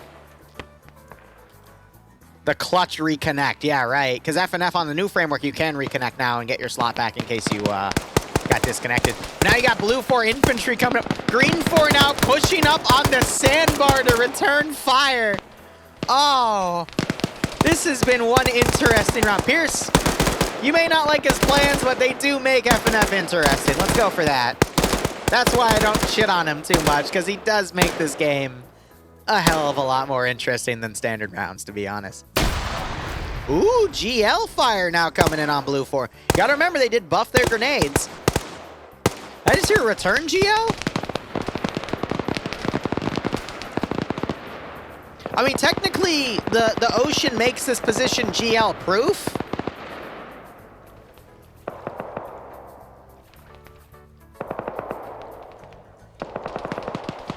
And now the rest of the Green Force coming over with vehicles, and they're gonna fold in. Oh my god.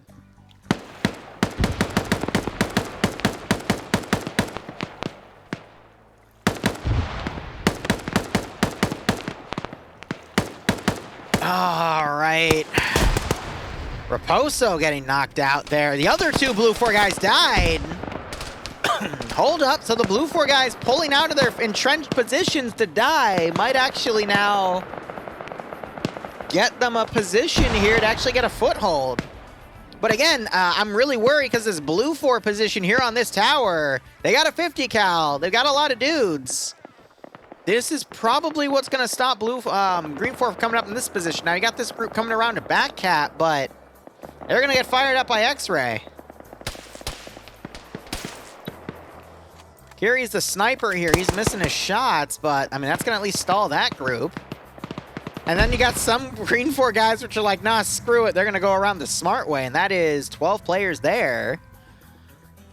Yeah, Blue 4's not out of the woods here yet, though. They've been slowly taking some casualties. They had Green 4 had like a 9-person number advantage, which was bigger than the 10% prescribed, but it's still working out here.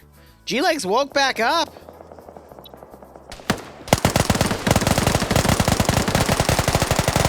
He's got an MP7, which means he's going to have more ammo per mag, but at this range, the rifle's going to be better, but he can at least keep them suppressed and keep their heads getting pinned down. G-Legs just took a bullet there. Swolo going to flank around on the left side. G-Legs is going to catch him in the open, but is caught reloading and literally gets blown away by the momentum of that AK round. Yeah, now time for the next feint. If it works, I don't think it's called a feint at that point. Hydrate.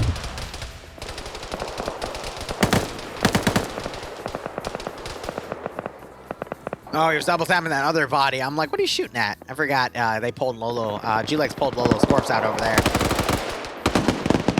All right, so we got a little bit of a fight here as these guys are now coming up the hill. Blue 4 is trying to move their suppressed shooters in a position to stop them. These guys were a 5-man team. Iqbal is dead. Did Curie snipe him? No, he did not. Dream got the kill, but now he is dead. So he might be coming up to the casting channel in a second. Now you got this entrenched position firing at Green 4's landing site over yonder. And you still have the BTR over there. And we got all this infantry back here too. And I think this is Cullis's clone. So Cullis is dead, but Cullis's clone is still running around. Is he still naked? Yes! We have a naked man in the vicinity. Another hydrate. You got it.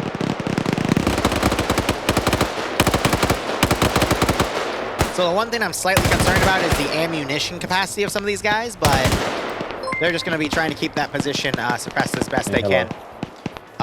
Dream, you're raiding. Are you done streaming? Yeah, I'm not feeling too well at the moment. Oh. Are you going to log off? Yeah. All right. Well, I hope you feel better, buddy. Cheers, man. All right. Goodbye, stream. Goodbye, chat. Have a good one, man. Hope everything's okay. Was anyone watching him on the multi? Was he doing okay? Because he sounds a little depressed right now. I hope he's feeling all right. Because I haven't been seeing him a lot for streaming, because usually I would stream EU with him, but he hasn't been on the past few branches, so I just want to make sure he's okay. He sounded pretty happy, though, after his birthday when I talked with him, but I hope he's doing okay. I rag on him, he rags on me. We're still friends, you know? Friends rag on each other, but I genuinely hope he's doing all right. All right, so Blue 4 have spotted Charlie coming in here. Charlie can come up this forested area, which gives him a good amount of concealment to directly apply pressure here as the rest of this Green 4 force sweeps these remaining two areas. We're also seeing a lot of smoke being deployed to help obscure vision. BTR coming up here now, suppressing these areas here. You got some long-range fire coming from the remaining defenders here. And that should be... Yeah, I mean, you still got Green 4 coming up back here on the sides here, but he's slightly sick and saw nothing for 90% of scouting. Yeah, that makes sense because Green 4 did this massive southern push. I mean, here's the thing about Friday Night Fights X-Ray. X-Ray rarely gets played properly in Friday Night Fights because it's a really weird casting of units, because you have a mix of forces. You literally have a sniper team, and then you have two suppressed dudes that are only good for CQC. So putting those two opposite elements together, but then as a admin, you have to tell them all to stick together, is one of the most confusing things I've ever seen in a community. And what did you expect, in all honesty? You just drove up to an enemy position. For what? For what reason? But, you know, it gets weird. And yeah, he's slightly sick. He might have COVID. I am worried about him in that regard. But yeah, there's a lot of COVID everywhere right now. So guys, make sure you're protecting yourselves and only going out when needed. There's definitely another wave of it coming up. Anyway, saw a Green 4 guy get blown away by the tower defense here. as they are suppressing down range. So the question is now going to be, can Green 4 get enough infantry onto the remaining Blue 4 positions to clear everything out before Blue 4 piecemeals whatever remains of Green 4? Also, Green 4 got the other BTR up and running. They're using that to suppress Blue 4's lines. Those BTRs, I think, are going to make the difference here.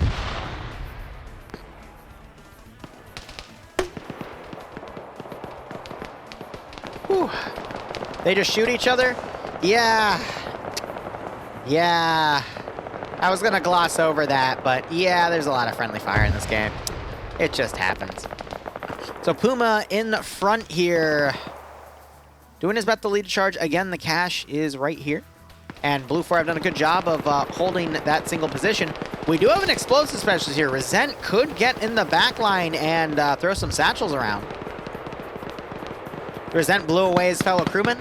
See, that's funny, because they were both in there together. But here, I'm going to write that timestamp down and go back and look at it. Because I totally missed that as I was speaking, admittedly. But that's pretty funny.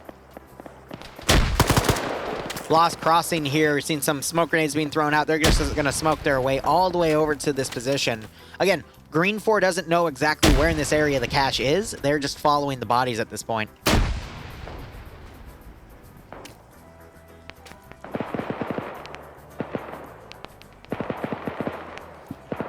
So you still hear KPTV fire, that 14.5 millimeter. Honestly, the biggest machine gun you can get in all of FNF, if not almost all of Arma 3, is that 14.5 millimeter, and it packs a fucking punch. Gazog taking fire.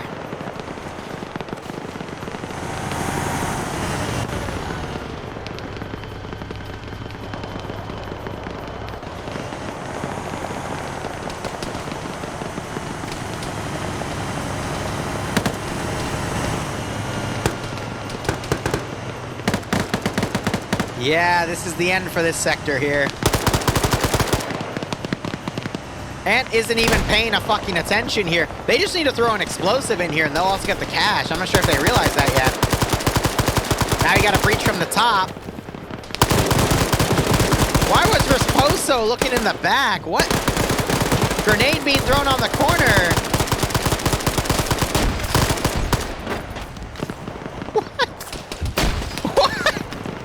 And Ant's still looking in the wrong section. Everyone's getting blown away. Oh.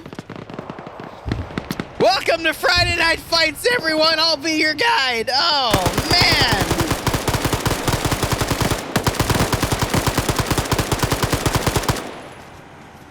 I got nothing to say.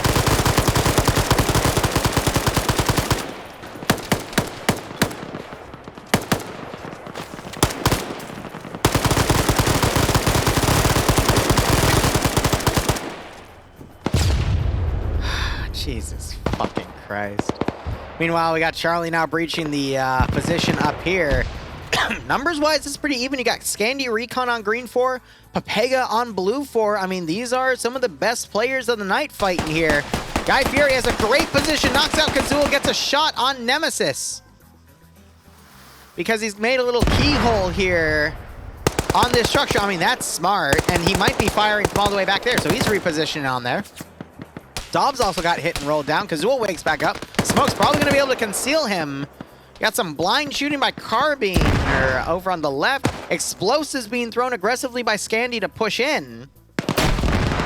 Grenades being thrown around. More explosives being thrown off. And in. So Green 4 doing a little bit of a better job here controlling their explosives on where they need to throw them. Otherwise, this is going to be a tough assault. Neither side can really see what's going on at this point. Nemesis charging in. And Artisan somehow misses most of his shots. And RKO in midair. Artisan caught Nemesis in an RKO. And he wakes up and he walks away from it after grabbing Nemesis's fucking head in his arms and breaking his fucking neck. All right. Oh! Oh, out of nowhere! That was literally out of nowhere. Oh my god! Oh.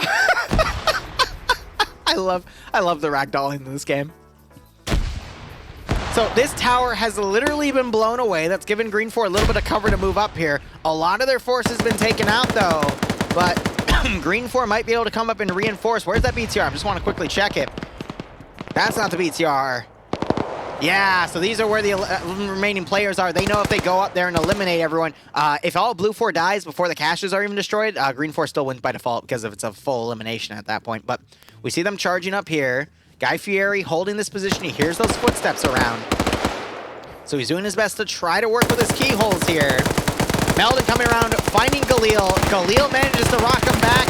Roderick now trying the same route. Gets Galil. Purton gets pinned by Guy Fieri. Michael coming around to flank the rear force. Purton getting blown away. Roderick's come up. Wheaton putting some more shots downrange as well. Sayak catching... I already forget who that was, but he is now dead. And Michael just coming up and sweeping this area here. Waldo not realizing that he's in a one-way texture. And Blue 4 is now coming around and sweeping this remaining force here.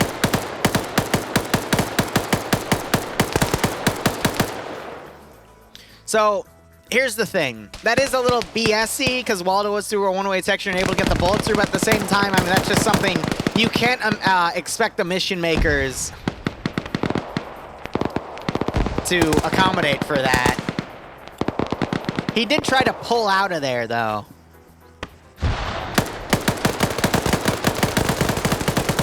Despo getting blown away by Waldo. Artisan coming from the rear with the 240. And gets a double kill. But now you got the BTR charging from this other direction, this second wave of attack going over here. Oh, no, Devour, I do want to add the RKO sound clip there. That's going to be hilarious. Got the other BTR now trying to do some long-range suppression on this tower. They have been getting some kills up here, but only minimally. Patriot finding someone in the smoke and taking him out. Green 4, meanwhile, only has a handful of guys up here. They had a full 11-man party up here, and most of them have been taken out. Blue 4 hasn't lost a lot of guys here. They could still hold. Now, X-Ray is going to probably come with that BTR, find the cache over there, and destroy it, leaving this to be the final area here. Mobile X. Patriot walks on top of Mobile X. Mobile, please. Please, come on. What are you looting for? You just had a dude literally walk on top of you. Oh my god. Oh my god. They got a grenade up there too. He'd be dead either way. Jesus. I think Blue 4 have help. Blue 4 have help. How's Pierce's plan going? It's going. That's the best way to say it. It is going. Now, ooh, a little bit of connection desync there. Uh-oh. Yeah, I think the server's just having some weird network trouble today. Or it could be my connection, because Dream, when he was co-casting, noted that there wasn't anything weird going on. But I will say, when I go to the next intermission, guys, I will be AFK for a few seconds. Bay falls off and hurts himself. That's a grenade, I think.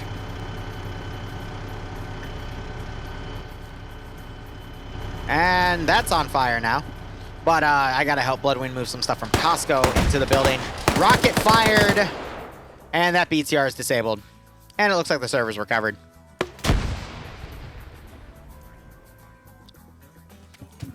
Honey, are you home? Oh, that's not good. I hear noises upstairs. No response. Someone's in my house. Lovely. All right, there's the BTR flaming off. Bad news. Got broke. Good news. Can finally watch Liru.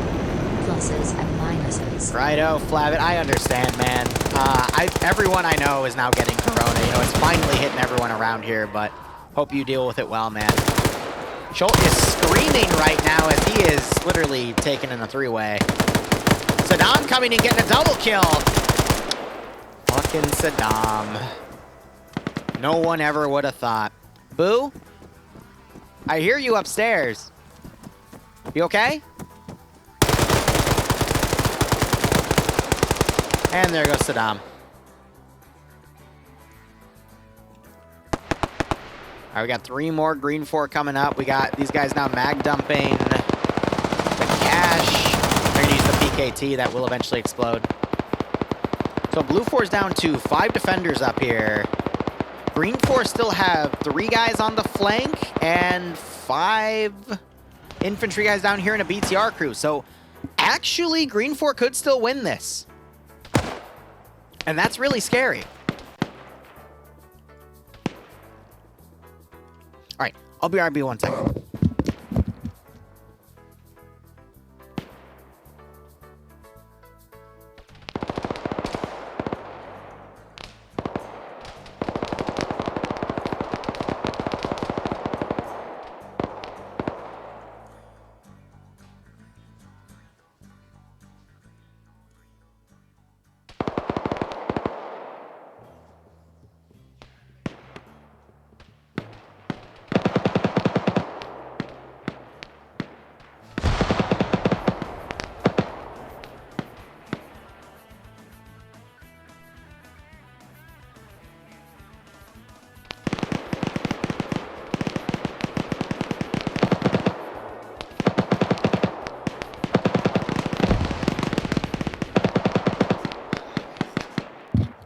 Sorry about that.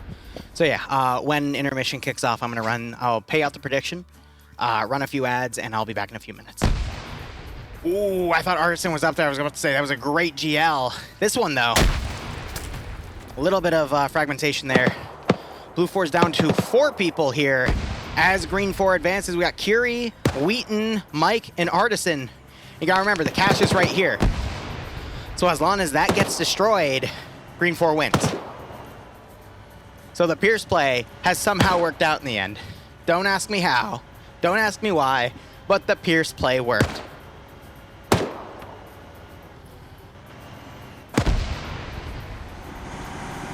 Curie up here trying to snipe Loki, but Loki got down and his bandage, which means he did get a hit.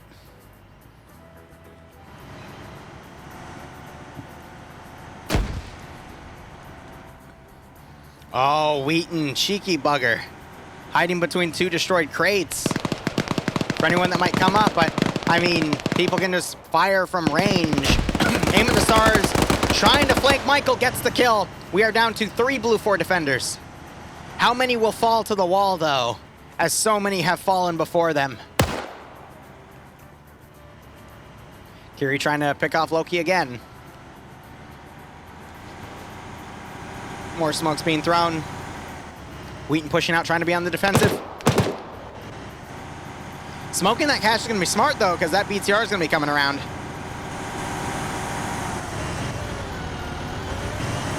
You cannot make out shit. Ooh, suppressed shooters. Wheaton finds him, takes him out. Oddball picking up a PKM.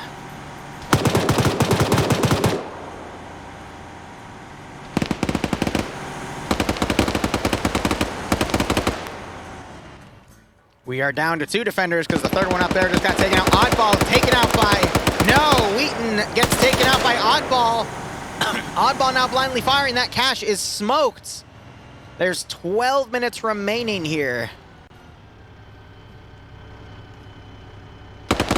Oddball finds the cache. It's over. It's over. Green 4 have somehow turned this around. Oh, man. Now we just have to wait for the mag dump to finish, because I don't think Curie's going to leave this spot. He's not in a position to shoot at Oddball either. And there it is. A solid Green 4 victory. You got to stop betting on King. King is normally a really good player. Curie just jumped off the ledge and survived. Okay. That's how it works.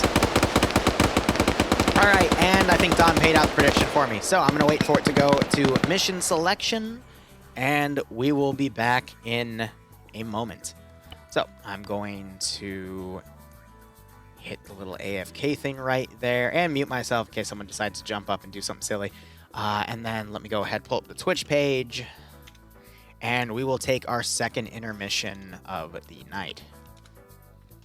And I'll be back in a few minutes because I have to pull some stuff in. As some of you may remember, Bloodwing, hurt her back, so I'm trying my best to do all the heavy lifting. And I will be back in a few moments. Just processing that to make sure it runs, because sometimes I hit the button and it doesn't. All right, cool. Back in a second.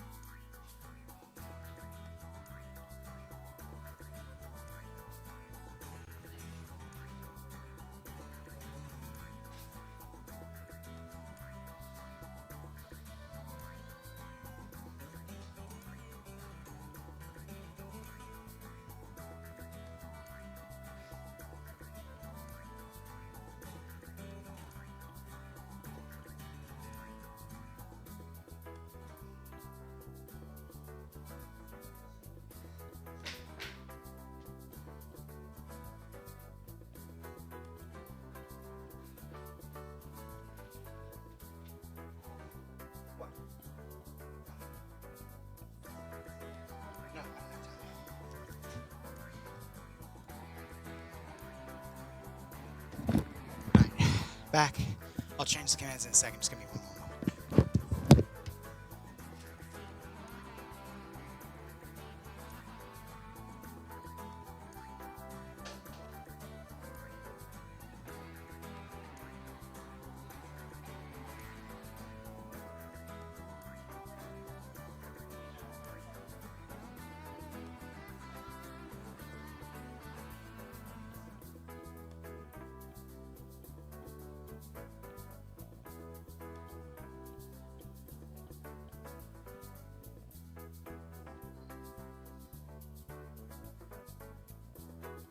Let's give him a warm welcome, shall we?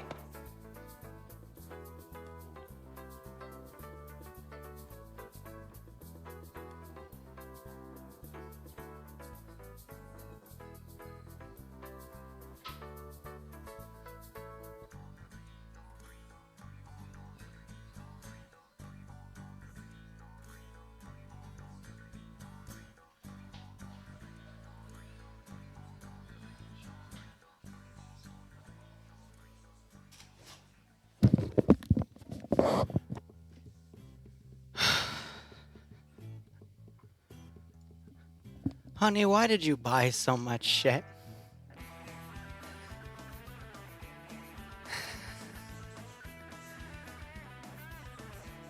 I can't feel my legs. Let's go ahead and switch the damn commands up. Viralati.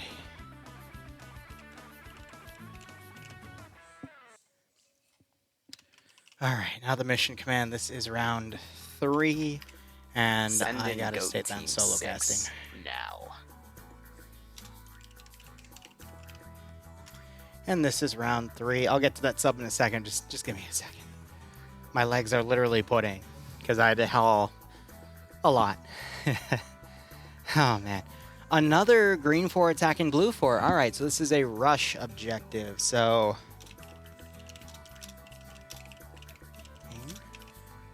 aka their attack objectives in order.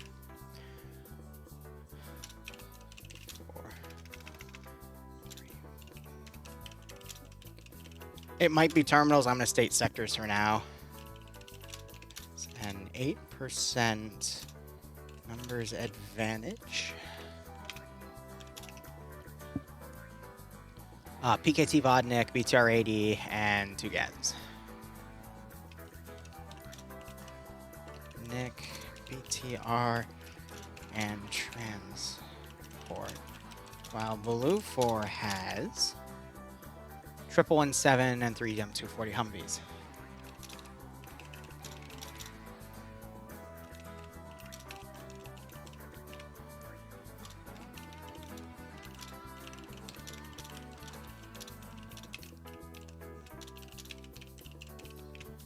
And that little extra note there. All right, 1 second. Okay,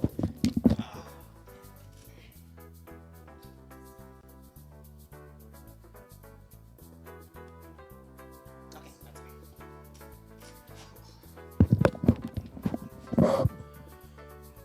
Whew. Sorry that took so long. Put my fan on because now I'm sweating a little bit because it was just a lot of heavy lifting going back and forth. But anyway, let me get through everything. So, Baltazar Balt, thanks for the tier 1 sub, my man. I hope you keep enjoying the operations. I do hope you get a nice kick out of this scenario. Ciliano, yes, there is a 3rd round. They're still setting up, though. It usually takes them like 10 to 20 minutes to set up between the rounds. It's going to be a smaller round, though, only up to 70 players there. And Flavit, once again, I hope you are doing okay. And then Devour, but Lieutenant Dan, you got no legs. I know. I missed your tirade about Pierce. All right, let me scroll up. As Scandi Recon CL, kind of my obligation to call out dumb stuff as he bring it up in relevant channels. You were venting about it. It's not the end result I give a fuck about. We were fucked from step 1 of Pierce, the moronic plan. Franco wanted to do Normandy D-Day landing and send back the entire thing. Oh, man. But you stopped playing because of what he did for the night. Yeah, that's fair. Look, I'm going to be honest. I agree. It was a really dumb plan. The issue is you won, though, so technically it worked. Like, I get what you're saying. I think it only works because Scandy decided to flank around and be that distraction instead of push across the river, but it was an interesting round. All right, let's go with that. It was just a very interesting round. Nemesis RKO'd someone, though. That was pretty funny. That was great, Cray. I'm going to finish off my coffee, by the way. Is it the dumbest plan I've seen in FNF? No, but Pierce has created some of the dumbest plans I have seen in FNF, period. Let me go back to Twitch real quick so I can get rid of the caffeinate extension because I just finished drinking all of it, and that'll keep me awake all evening, which is good because we still have a lot to do. I know at one point, though, I'm going to have to keep my voice down, which is going to be weird when I do the DayZ stuff because we have people over, but yeah. We'll figure it out. So it's terminals. Okay, let me switch that real quick in the mission command because I had it written sectors, because when they say rush, it's either sectors or terminals.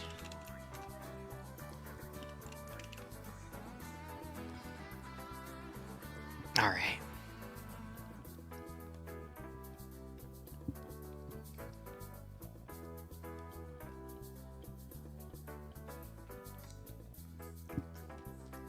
And then sometimes there's this always, I gotta slow down real quick. Sorry, heart's going because ran a lot of shit around. But the play I always think of when it comes to Pierce is this one op from World War II, not from the last few weeks, but from last year's, where he literally had a bunch of forces flank around like this when the AO was over here and you were supposed to do this. He did this massive flank and somehow caught 2 squads that were trying to ambush anything coming from this direction. So he flanked them, eliminated them entirely, and just steamrolled the rest of his way through all of that. It was brutal.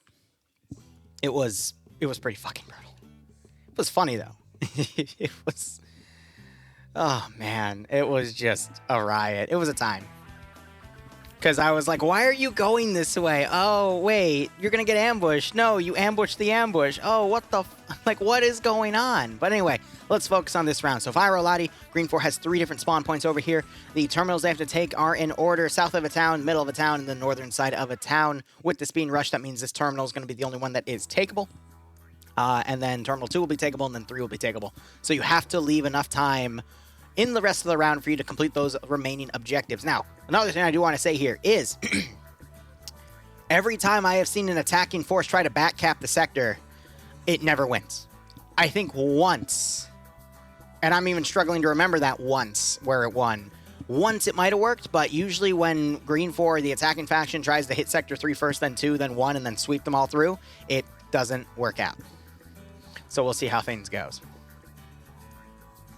Pierce Command has always been hard on the nerves, always. Yeah. Yeah, I know. But here's the fallacy of it all. No one else steps up, right? He can only do it if other people don't step up to do it. So it's just the fallacy of, if you think you can do a better job, step up and do it. But if not, all you can do is bitch and moan about it. But at that point, it's up to you to do better. That's how a lot of communities work, though. It's whoever decides to get up and take the slot, you know?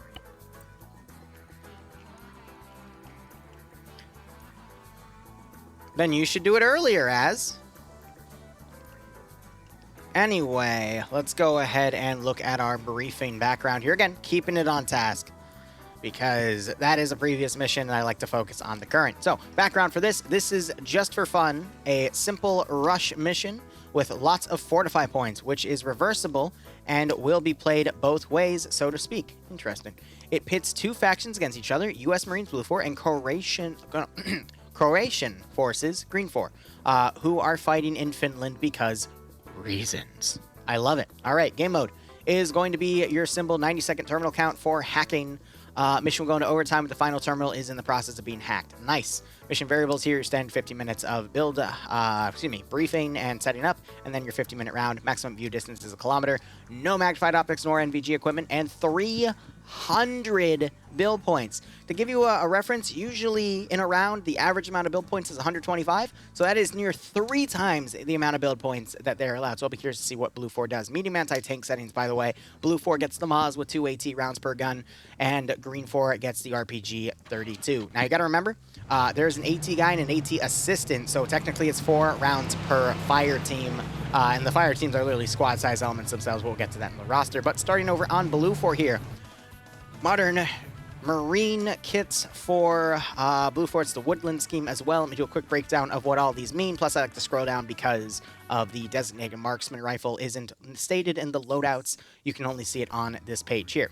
So you have your platoon leader, your platoon sergeant, squad leader, team leader, auto rifleman assistant, grenadier, grenadier IR, which means they have the hunt IR rounds, which are little cameras you fire from the grenade tube of the gun that then deploy a parachute, and then you can use that as an eye in the sky connecting to it with a terminal. It is a great reconnaissance tool as well as to get your bearings of where your enemies are compared to you, and then you can act on that information.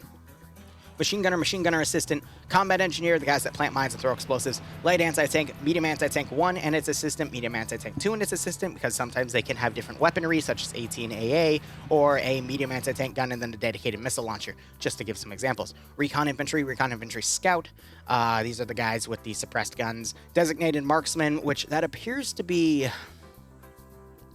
I want to say a 416? I think it's a 5.5, no. Oh, it's really tough at that angle. I think it's an SR-25. 20-round 7.62x5.1 gun, but I'm going to have to look at the players to look at it from a different angle, but I'm pretty sure that's 20-round SR-25 of some sort. Otherwise, you have your sniper, which I believe that's going to be an M2010 338 marksman rifle, or I guess technically at that caliber sniper rifle. Crew lead, crewmen, pilots, medics, and then the base kit. Weaponry-wise, we have M27 IARs, which are basically full auto M4 platforms. Technically the auto rifleman gun for the Marines for the United States, at least for right now with what's being phased out, but I digress. M4A1's also being utilized, and they have the M9 Beretta as the secondary. LMG and MMG for the auto rifleman and machine gunner respectively is going to be the M249 and 240 Golf. They have the M136 for the light anti-tank shot disposable launcher, and I lied to you, it's actually going to be an M40A5 for the reconnaissance sniper, which I forget the caliber. It's either 7.62x5.1 or 338. Otherwise, suppressed shooters get a choice of the Mark 14 or the SOCOM 16. Both are pretty much the same thing. Both are 20-round 7.62x5.1 NATO battle rifles.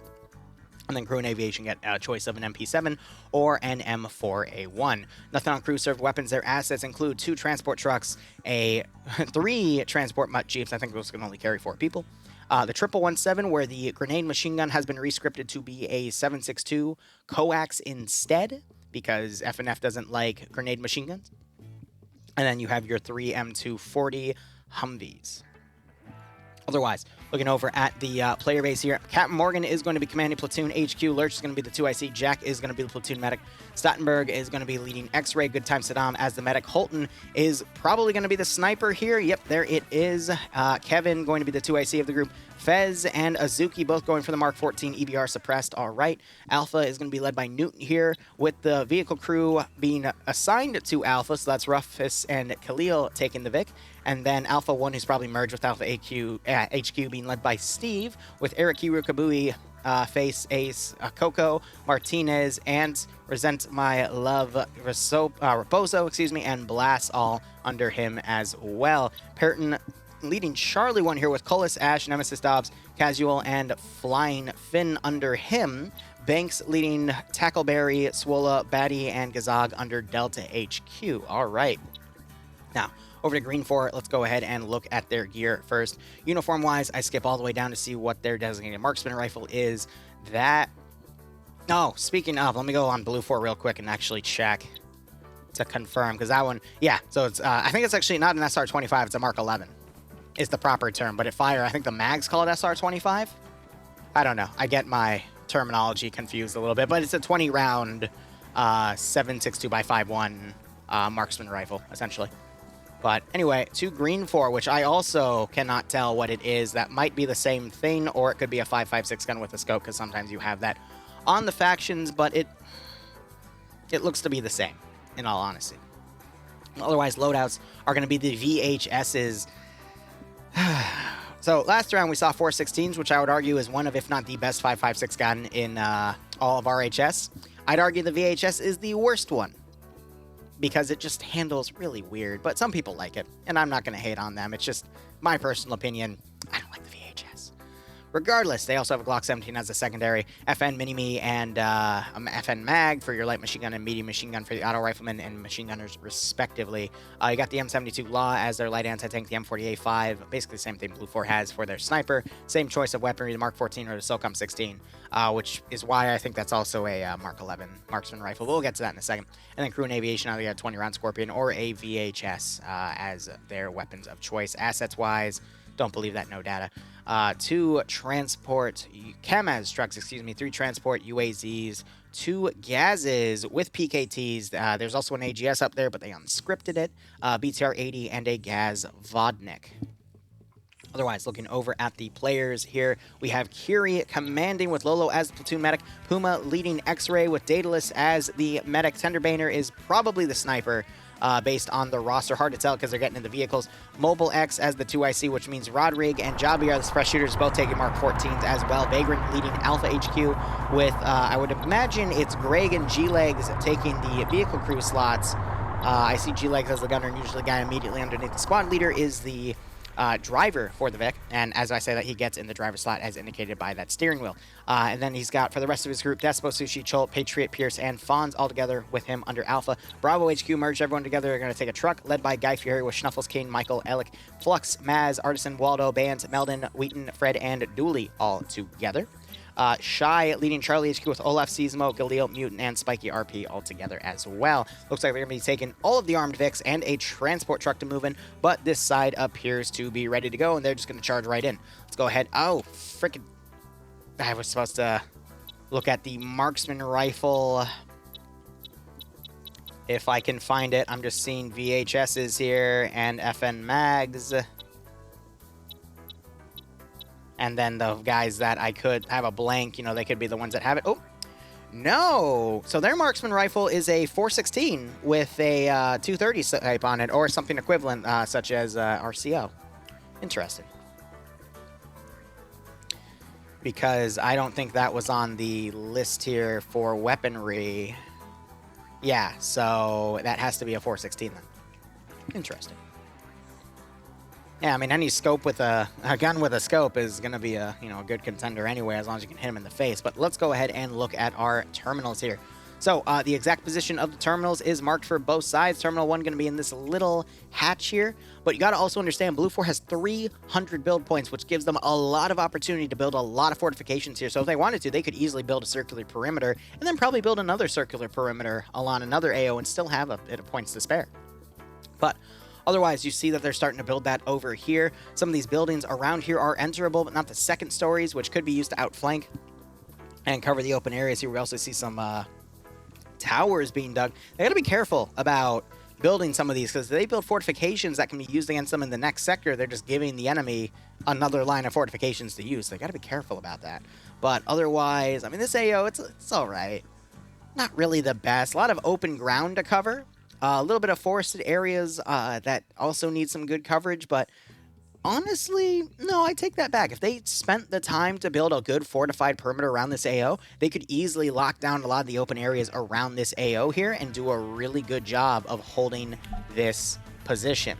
But they're committing half their force to the first AO, half the force to the second AO, so I'm not surprised with that. You know, having all your forces in one AO is tough, especially since they buffed grenades, and grenades actually will kill people, as they should, because, you know, FNFS usually have a bunch of explosive resistance. But now that that's a thing, I can see why they're separating their forces out here. Plus, some of these forces are mounting up in vehicles, especially the 1117 and the M2 Humvees back here, which I'll get into why those could be really useful in just a second. But Terminal 2, inactive at the moment, waiting for Terminal 1 to be taken.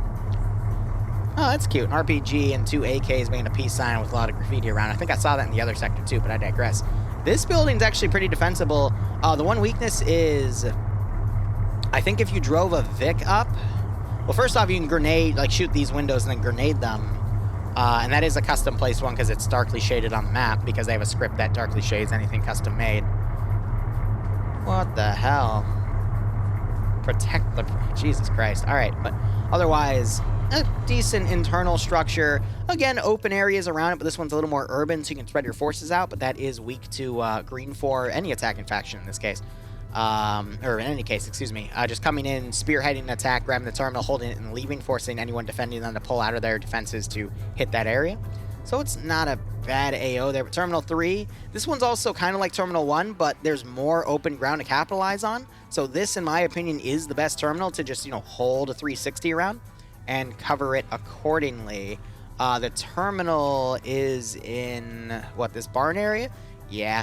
This barn kind of sucks because one grenade, if you get it on the left, covers literally everything. The only saving grace if it bounces back and lands in here. But yeah, grenades really easily murder anything in this building. So your internal defense is scuffed, but if you can hold them on the outskirts, then I think you'll be okay. But regardless, let's get back to what I was talking about here. This 1117 is notorious in FNF for being used as counter-offensive maneuvers. What I mean by that is Green 4 moving in their convoy to then deploy their infantry and push into Terminal 1 is susceptible because they're on the move and their vehicles are fully loaded with infantry to being counterattacked by defense vehicles that are just sent in to try and find the convoy moving in and take out as much infantry as they can, either, how would I say this? Either as a bit of a suicide play to just take out as many people as they can before they eventually die, or just to go in, get some kills, and then immediately run away because their commander intends to utilize the vehicle later in the operation. I'm going to be honest, not always successful, in the sense that Blue 4 has to get lucky with the route they take with these vehicles, but they also have to be effective once they get there. So it can be really, really tough to work, but the times that it does, the 1 in 3, you see entire vehicles get blown up with, up to 13, 15, so many people inside, and it does cause a significant amount of damage, and usually that is what wins the round right then and there because it nullifies the attacker's number advantage, makes the match more even than defenders win because they're entrenched and it's a 1-to-1 fight at that point. Now, Blue 4 has 3 M240 Humvees and a 1117, so they have 4 vehicles to evenly distribute on the MSRs here. Technically, since this is part of the AO, at least in the box area, this would be the MSR and everything else would be an SSR, but if we're focusing solely in terms of this AO here, an AO is just subjective to what you're looking at the time. Everything's an MSR because they're all the same type of road. So, for the sake of this being the entire AO, though with the shaded area, I'll call them SSRs, but there's 2 main SSRs that come into this route, and then there's some forested areas. So you could just send the 1117 down the central one to cover these open areas, and that's the closest one to these green 4 spots here, and then you can send a 240 down here, and then have another 240 come through the forested one, and then the third 240 back up the 1117 as it looks in the forested area while the 1117 covers the open area. And you could literally box in green 4 with the amount of firepower you have in these Vics, and they're feeling all of them. And they have a commander in this Vic, too, to help coordinate all of this. So I feel like we're going to see a massive counterattack play, and Green 4 should realize that, they're fighting all of that. So I do appreciate their formation here. We have the Vodnik in the rear with both gunners. We have the BTR leading, and then we got 2 Gazes right here ready to go. The only thing that really is going to threaten them is the 1117 with the 50 cal. Otherwise, with the 7.62, 5.1, and 5.4 that all of the other vehicles have, they'll just plink at each other. But this transport truck is incredibly vulnerable. And knowing Pepega, I think they're just going to charge in a random direction and hope for the best, but it's going to be a tough call. Round has started. Let's see what they decide to do. But I'd imagine Blue 4 is going to be able to do a counterattack here as they get their licks in. Oh, my God. Uh-oh. Ooh! Ooh!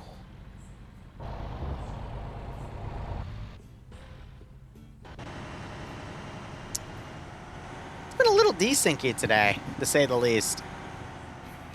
And I can't tell if that's my personal connection to the server. But I think it is. Oh, God.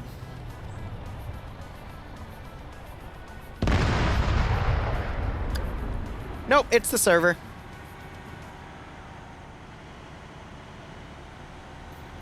You sure, Maz? You sure?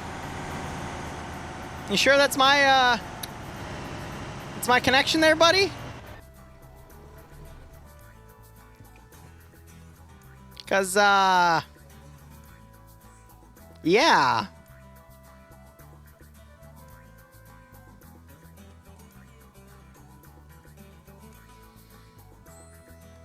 Malin. I'm waiting for the reply.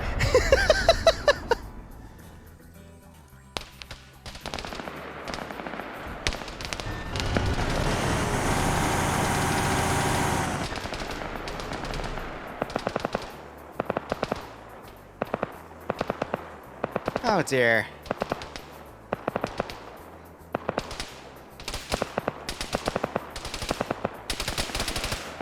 Alright, well, that's 5 people down. Sometimes, not even sometimes, once in a blue moon they will restart the server here, but this is just going to make easy pickings for the 1117 to come in. I mean, the next branch starts at 8 o'clock. They could get away with restarting the round if they wanted to. But speaking of, let me go ahead and unmute myself here.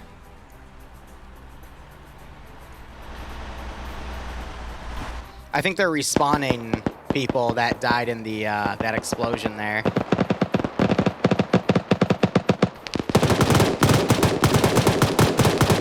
What are you doing?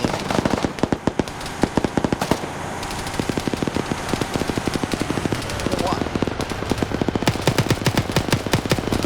What? What? What?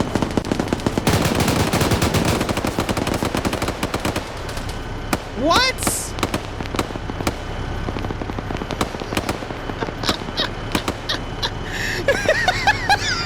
Oh my god. Okay. That was an interesting turn of events.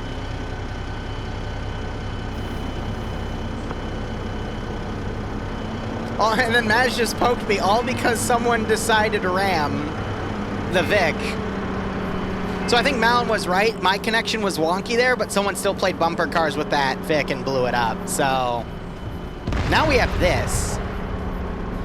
Now, meanwhile, over up in the front, so I have no words about that. That was just interesting. Woo.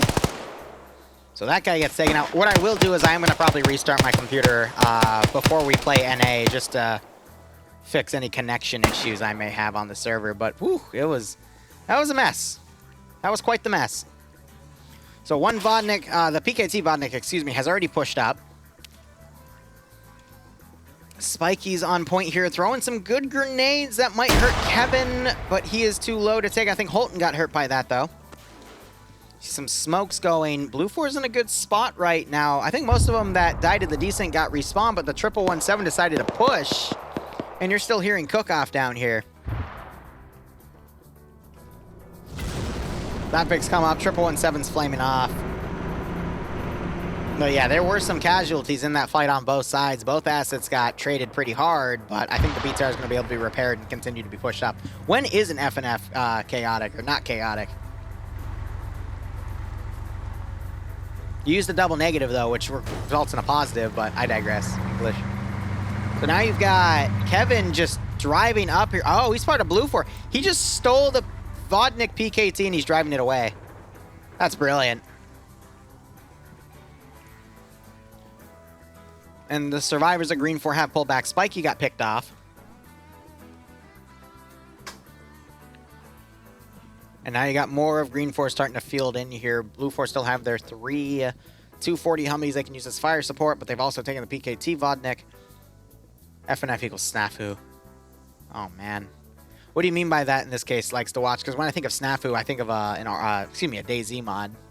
The Snafu weapon pack.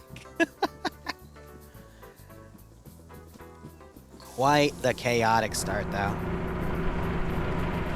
There's the Pepega Pirate symbol there. They're all... so it looks like they're picking up some spare tires because they hit a tree and broke their Vic. Which is why the rest of this attack has slowed down quite a bit here.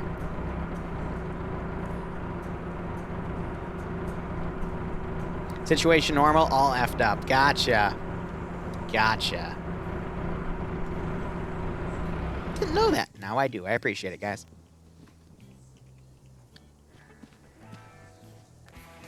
So now we're going to see a bit of a slowdown here. I just found it funny with Dingo.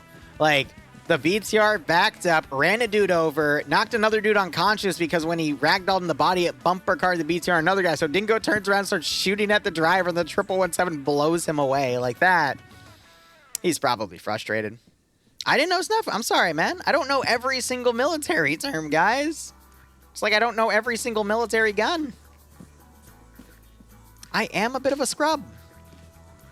And I agree, Green Fort does need to reassess. They still have most, if not all, of their leadership who have radio access.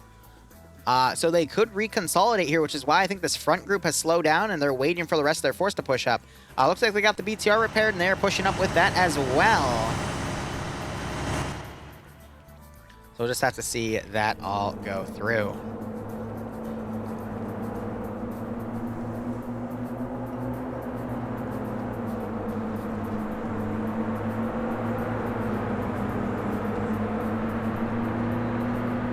So what I am a little worried about here is Blue 4. They have kind of spaced out over here, but I believe this is X-Ray because we see the sniper here. So Fez got picked off in that firefight, but these guys don't have any heavy AT. But good time. Wait, no, who picked that up? Stottenberg picked up a Mini-Me. That could be quite deadly in this situation. You got another Green 4 Vic kind of going out on point here. But yeah, they're riding the edge of the map as much as they can here. They're going to dismount. What does Azuki have here? Suppressed Mark 14. All right. 1 Delta 10 Tango. I don't know that one either, buddy. I'm sorry. I'm a scrub when it comes to my military slang. I know a few. Charlie Foxtrot's my personal favorite, but... All right. Yep. Suppressed shooters now firing at the horde of players coming down here. Looks like it was 2 misses. Ah, idiot. Gotcha.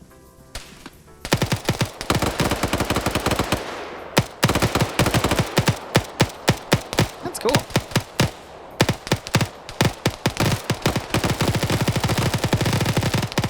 All right, so now you're seeing a lot of suppression here. Azuki trying to run back, a little bit of serpentine there. But no, Recon's going to fully pull back here, realizing that they are heavily engaged.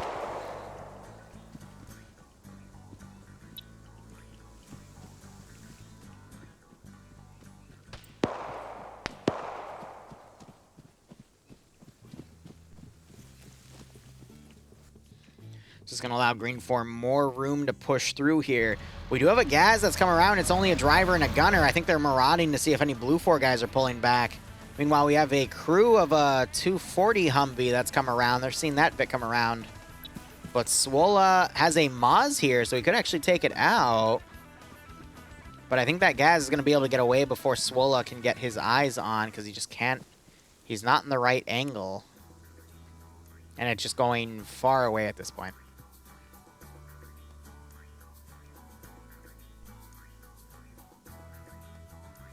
So he has the AT lined up, but at that range, if it's static, he could make the shot, but I don't think they're going to stay static. They could loop back around, giving Swollen another opportunity, but that should be it. Meanwhile, X-Ray are in a little bit of a riverbed here, hiding behind a rock. This is a very, very small little riverbed there. You can just tell where the patterns of erosion are in the field, but yeah, they're holding at this point. They got light anti-tank with them as well, but Green 4 is basically trying to come around, utilizing the forest to push into this AO here.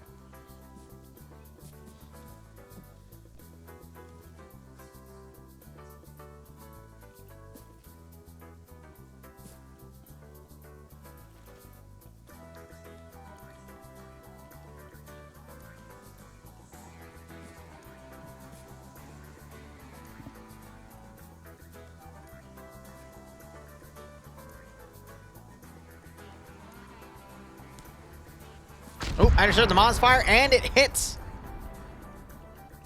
Platoon's Vic there. Both of them survived, though, and managed to get out of there.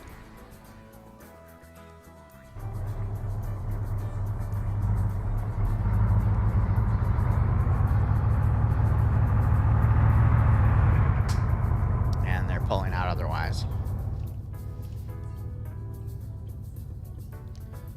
I don't know, skull count wise, Alpha HQ lost their guys down there. We had Newton dying in open field over here. I think he was part of the Vic crew there. Then you got Fez and Holden from X-Ray that have died there.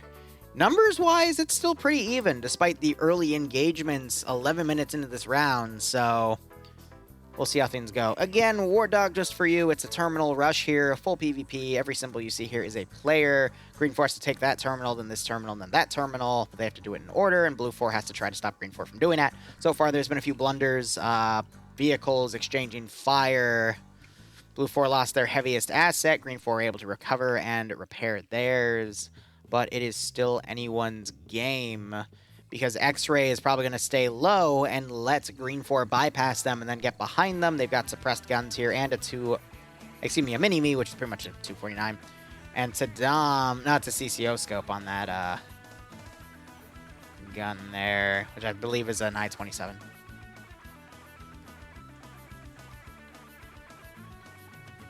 And then you still have Kevin all the way over here who stole the Vodnik from Green 4. But I think Green 4 is sweeping that side.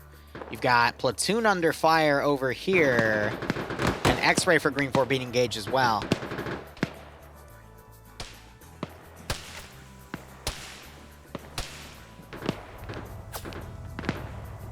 So they're trying to fold back into cover.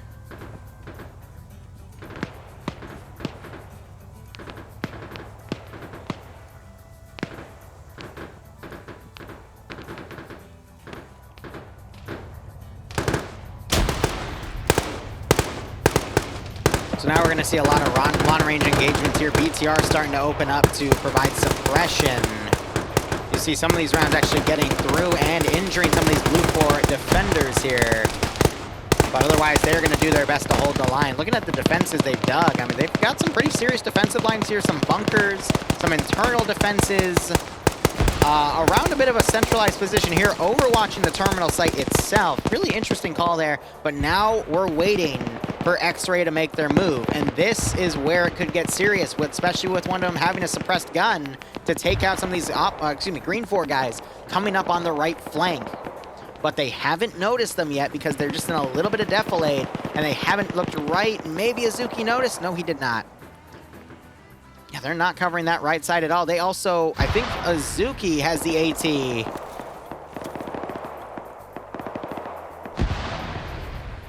He should be able to make this shot. He's going to have to stand up, though. As I was about to say, he's going to have to stand up, though, so he doesn't blow himself up.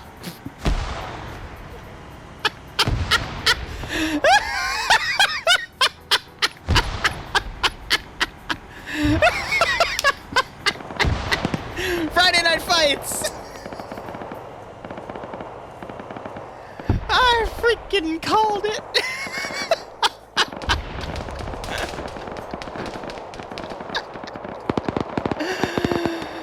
Why do I even bet? You know, it's a good question.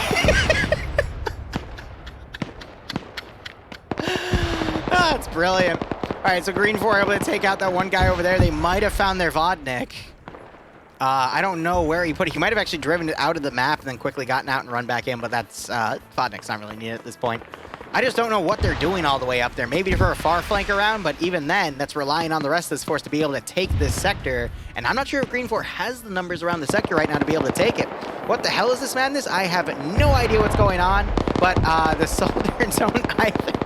It's Friday Night Fights, where we have anywhere from 70 to 124 players kill each other over the course of 3 rounds to complete various objectives for our own entertainment. All right, so you hear that 14.5 millimeter firing over. That thing can easily penetrate through buildings and wooden walls and whatnot.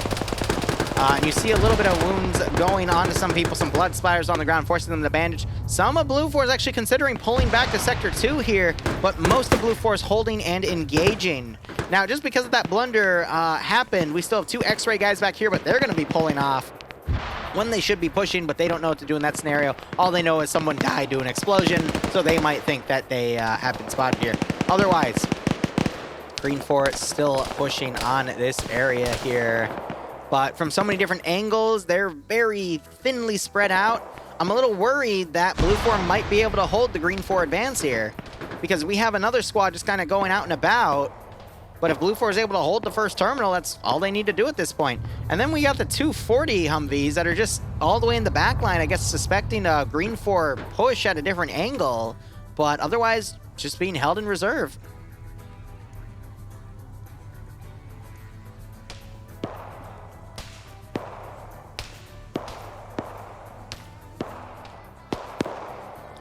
So we need to see X-Ray push on the rear here, but...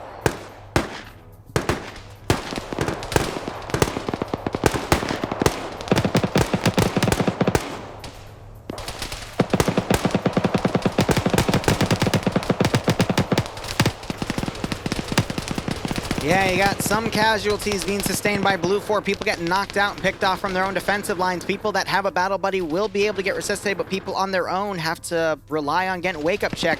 But now we got players like Curie coming around. Could be in some positions here to do a lot of damage because they're coming in angles that aren't being watched because Blue 4 is spread thin in this first sector because they already pulled out a few guys to cover other zones. But Green 4 is definitely trying to backcap here because you see guys coming in on different angles, which... Oh, that usually doesn't work out, but it might work out in their favor here because Blue 4 has just taken a lot of casualties in the opening rounds, and they're continuing to mount. Now, if X-Ray comes around and actually acts effectively here, they might be able to bounce back, but as you can see, they're pulling around like this. So they might just be trying to avoid engagement at this point, but now you're seeing X-Ray for Green 4 utilized as a point team here to assault, which means their sniper team's probably somewhere further back picking off targets as the suppressed shooters and everyone else pushes in. So Tenderbaner, he is back here, pushing a different angle, might be able to stop that Blue 4 Delta group coming in. But now it's the suppressed shooters with other riflemen coming in. That could be very brutal. We also got Lolo coming in here. Kiri still looking at a different angle. Green 4 might be able to bounce back from that messy beginning. Azuki! Oh, buddy! I'm sorry it happened to you, but it was pretty funny. It's okay, your sacrifice will get me at least 1,000 views on YouTube. That's a good way to look at it. Uh-oh. Lolo doesn't look left, and as he crosses the little open section to get in the bunker, and Flying Finn reminds him to do that. And then we just had a little bit of friendly fire in here as they thought that they were friendly. Coco firing at Bliss and Finn there. You got Raposo, who's welcome back up. He's trying to suppress over here. Kiri firing in the back of Finn. Manages to knock him out. Blast firing at Kiri as I think he went to a reload here. Utilizing this concealment as best he can. Yeah, righto, Jimbo.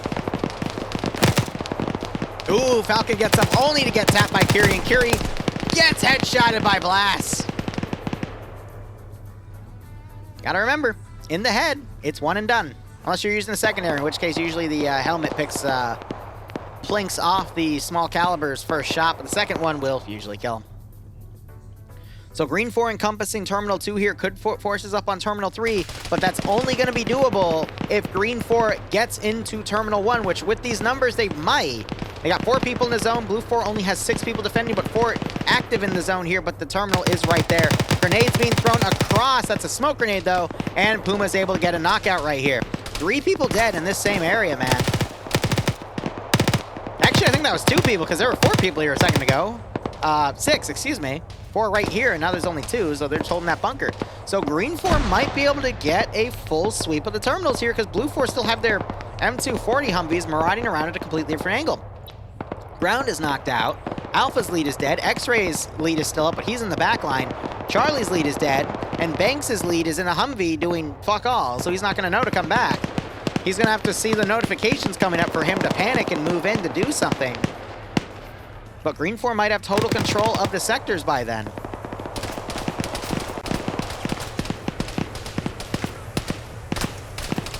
So again, even though it was a messy start... Oh, God! Yeah, 249 to the... There's 2 249 gunners in here! And you just failed your grenade throw, sir. I hope you're happy.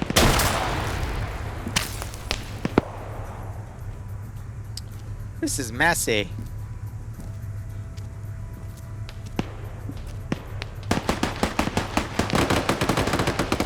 So they don't have to clear that position now. They just have to get there. But I mean, this is overwatching that area too. And you got Green 4 running up. One of the 2 Blue 4 guys has moved out of position. That's Eric Kiru. Resent still staying in that zone.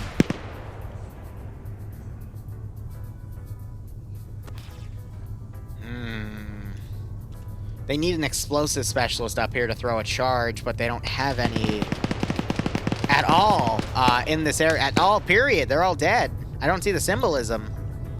But yeah, this was X-Ray coming up, which is a specialized squad of just snipers, suppress shooters, and some leadership elements.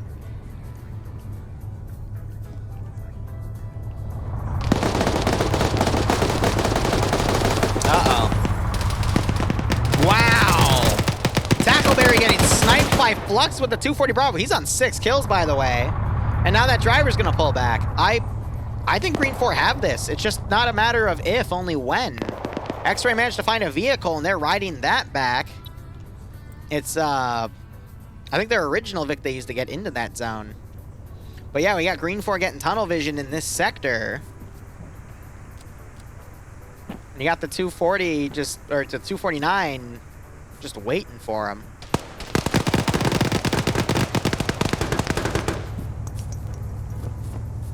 Yeah, they heard the grenade. The grenade, I think, got caught up here somehow in the texture, so it's not going to be able to fragment and do any damage.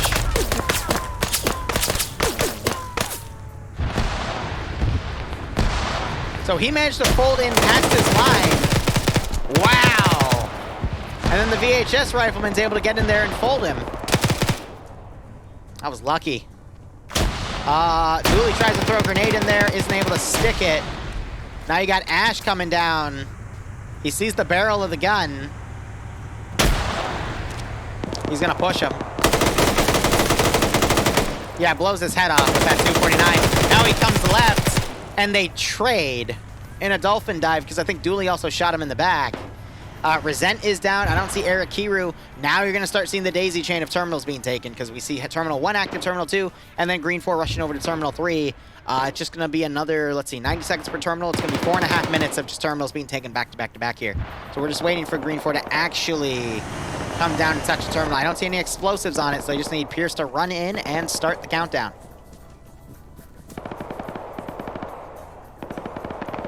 And we're not even halfway through the round, because that would be at the 25-minute mark. There's Terminal 1 being touched. There's no one close to set off any explosive traps, so that is it. They're going to immediately start moving off. Terminal 2 is ready to be taken by Elec. Once it sets up, he's just sitting here, waiting for that timer to expire. And we'll see that go down in instances of 5 seconds. Meanwhile, Guy Fieri and Schnuffles clearing this area. Got Banks here locally in a tree to try to stop them. Otherwise, it's this barn. I don't see any explosives around here either. That was a pretty solid round. There was just a few little accidents that happened, and it turned it around. So, Schnuffles, does he find Banks? Nope. Banks is hiding. Banks just morphing himself to get rid of some of the pain prematurely. No, it's because he was bandaging. Got it. So Schnuffles ran up to check that engine on the Humvee. It's got a dead gunner inside. Wheaton also coming around. Banks doing his best to hold this position. But, I mean, Green 4 has time to sweep this area at the moment, because they have to wait for the second terminal to be hacked as well. So here's the deal. Once this round ends, I'm going to quickly get up, have a slice of pizza. Did Wheaton? No, Wheaton was firing into the building. I thought he fired at Schnuffles for a second. I was about to laugh. But Bloodwing brought a Costco pizza back, so I'm going to have that, or at least a slice of that, while I change over to working on... Ooh, great drop by Banks there on Guy Fieri. Just didn't see the skyline on that top of that haystack, but I'm going to be working on Pay for Pain. Schnuffles running up, catches Banks in the back. There's Terminal 1 hacked. I'm waiting for Terminal 2 to be initiated. That was Eric Kiru's job. No, Elec's job. My bad. Touch it. There on. You got to wait for it to explode, and then he can get it. All right. Blue 4 only has 2 guys dead, so if they die, I mean, that's going to end the round anyway. So yeah, these rounds went a little quicker tonight, in all honesty. Seen some blind suppression coming up here. Who are our 2 survivors remaining? It's Swola and Gazag. Gazag under a hail of bullets as he runs up. Swola has the Maz out, and he gets the last lick on the BTR. Grab's on fire. Another AT hit. And he's following the smoke on these guys. Swola Getting knocked prone here. Artisan's gonna hone in on that gunfire. Oh my gosh, they're literally smoking.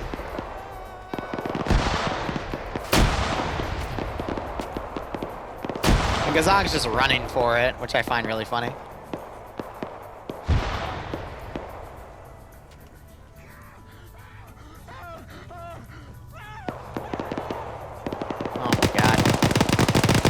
Swola and Dooley find each other. Swola wins the firefight as Dooley tries to prone bone.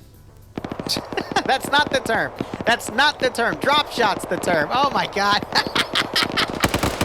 And Swola gets spotted by Artisan, and Artisan blows his head off. And Gazog just hiding behind this tree. Gazog has resigned himself, and there's the Terminal 3 hack immediately started. And this is the end. Don, if you're still here, feel free to pay out the prediction to Green 4. I will run another intermission. Prone bone is just missionary? No. Because she's on, or he, it depends on what you're doing, would be on their belly, not their back. That's the difference between missionary and promo. But I digress.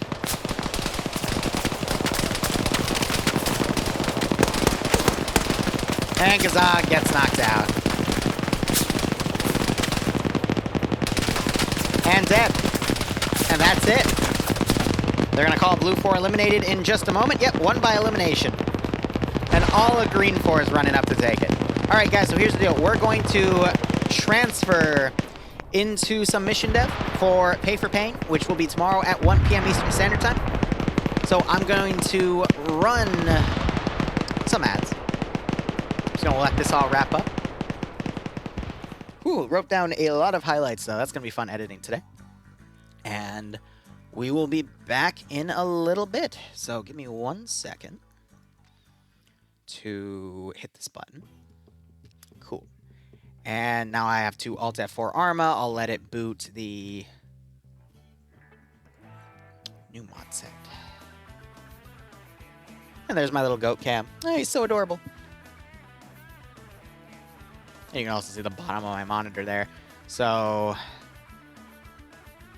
let's see. Let's give him a warm welcome. Type the word intermission. Ooh, excuse me.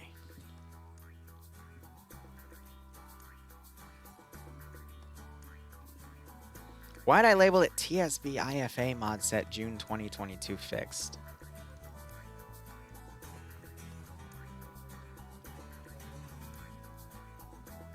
I can't word anything for shit these days, can I? All right, back in a second.